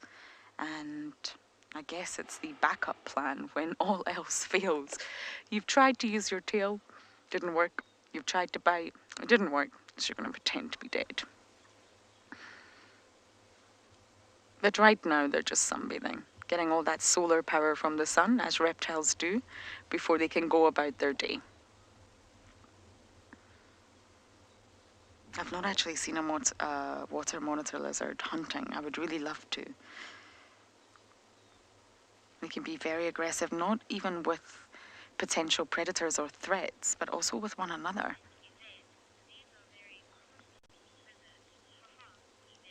Yvette, You are saying these are very cool lizards. Haha, yes they are. First one of the day, Yvette.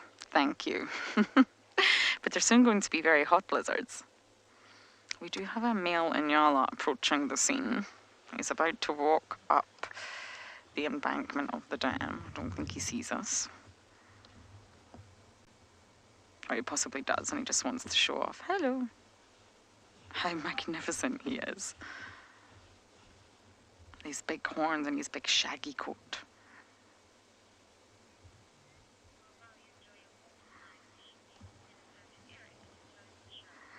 Oh, what a morning it's been. No leopards, but at least we got ribbon and cubbies. So I'm going to head home for breakfast, but we're going to send you guys across to Eric for the last few moments of the drive.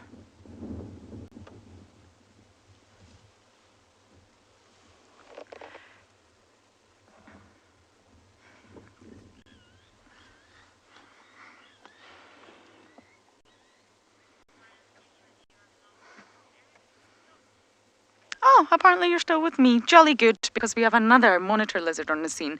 I don't know if you'll be able to get it from there, Davy. Right at the end of this. Aha! Look at this one. That's 3. So sorry, I don't quite know what happened to Eric, but I'm sure he's gone into a dodgy signal area. That's 3 water monitor lizards on this dead knobthorn. And what I was saying earlier, the males can be really vicious with one another. They're very territorial and they will fight. They've also got sharp claws. You can see there. Perfect view of how sharp their claws are. And they will tear chunks out of one another. They have sharp claws like that to allow them to move on land. Otherwise, they wouldn't get very far. So they've got sort of special adaptations to move through the water. And then they've got special adaptations so that they can also survive on land. There's 3 of them. I don't believe they can all be males. I think that one of them's a youngster because it's very small. They can grow really large, and this one is an extremely large individual. Looks very full, a bit like ribbon. Reptiles are also known to just swallow their prey. They can swallow it whole and let the digestion process break it down. I think that's what this one's definitely had a good meal at some point.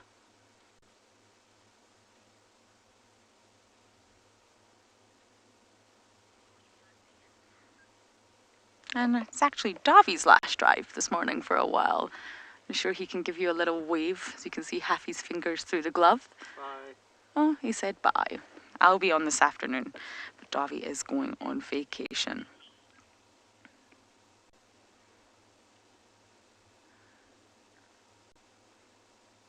I always find it so peaceful around the waterhole. So it really is time to end a fantastic sunrise safari for today. So it's very important that you all know we appreciate you jumping on board. Thank you for all your comments and questions, and we will see you this afternoon. Have a great day.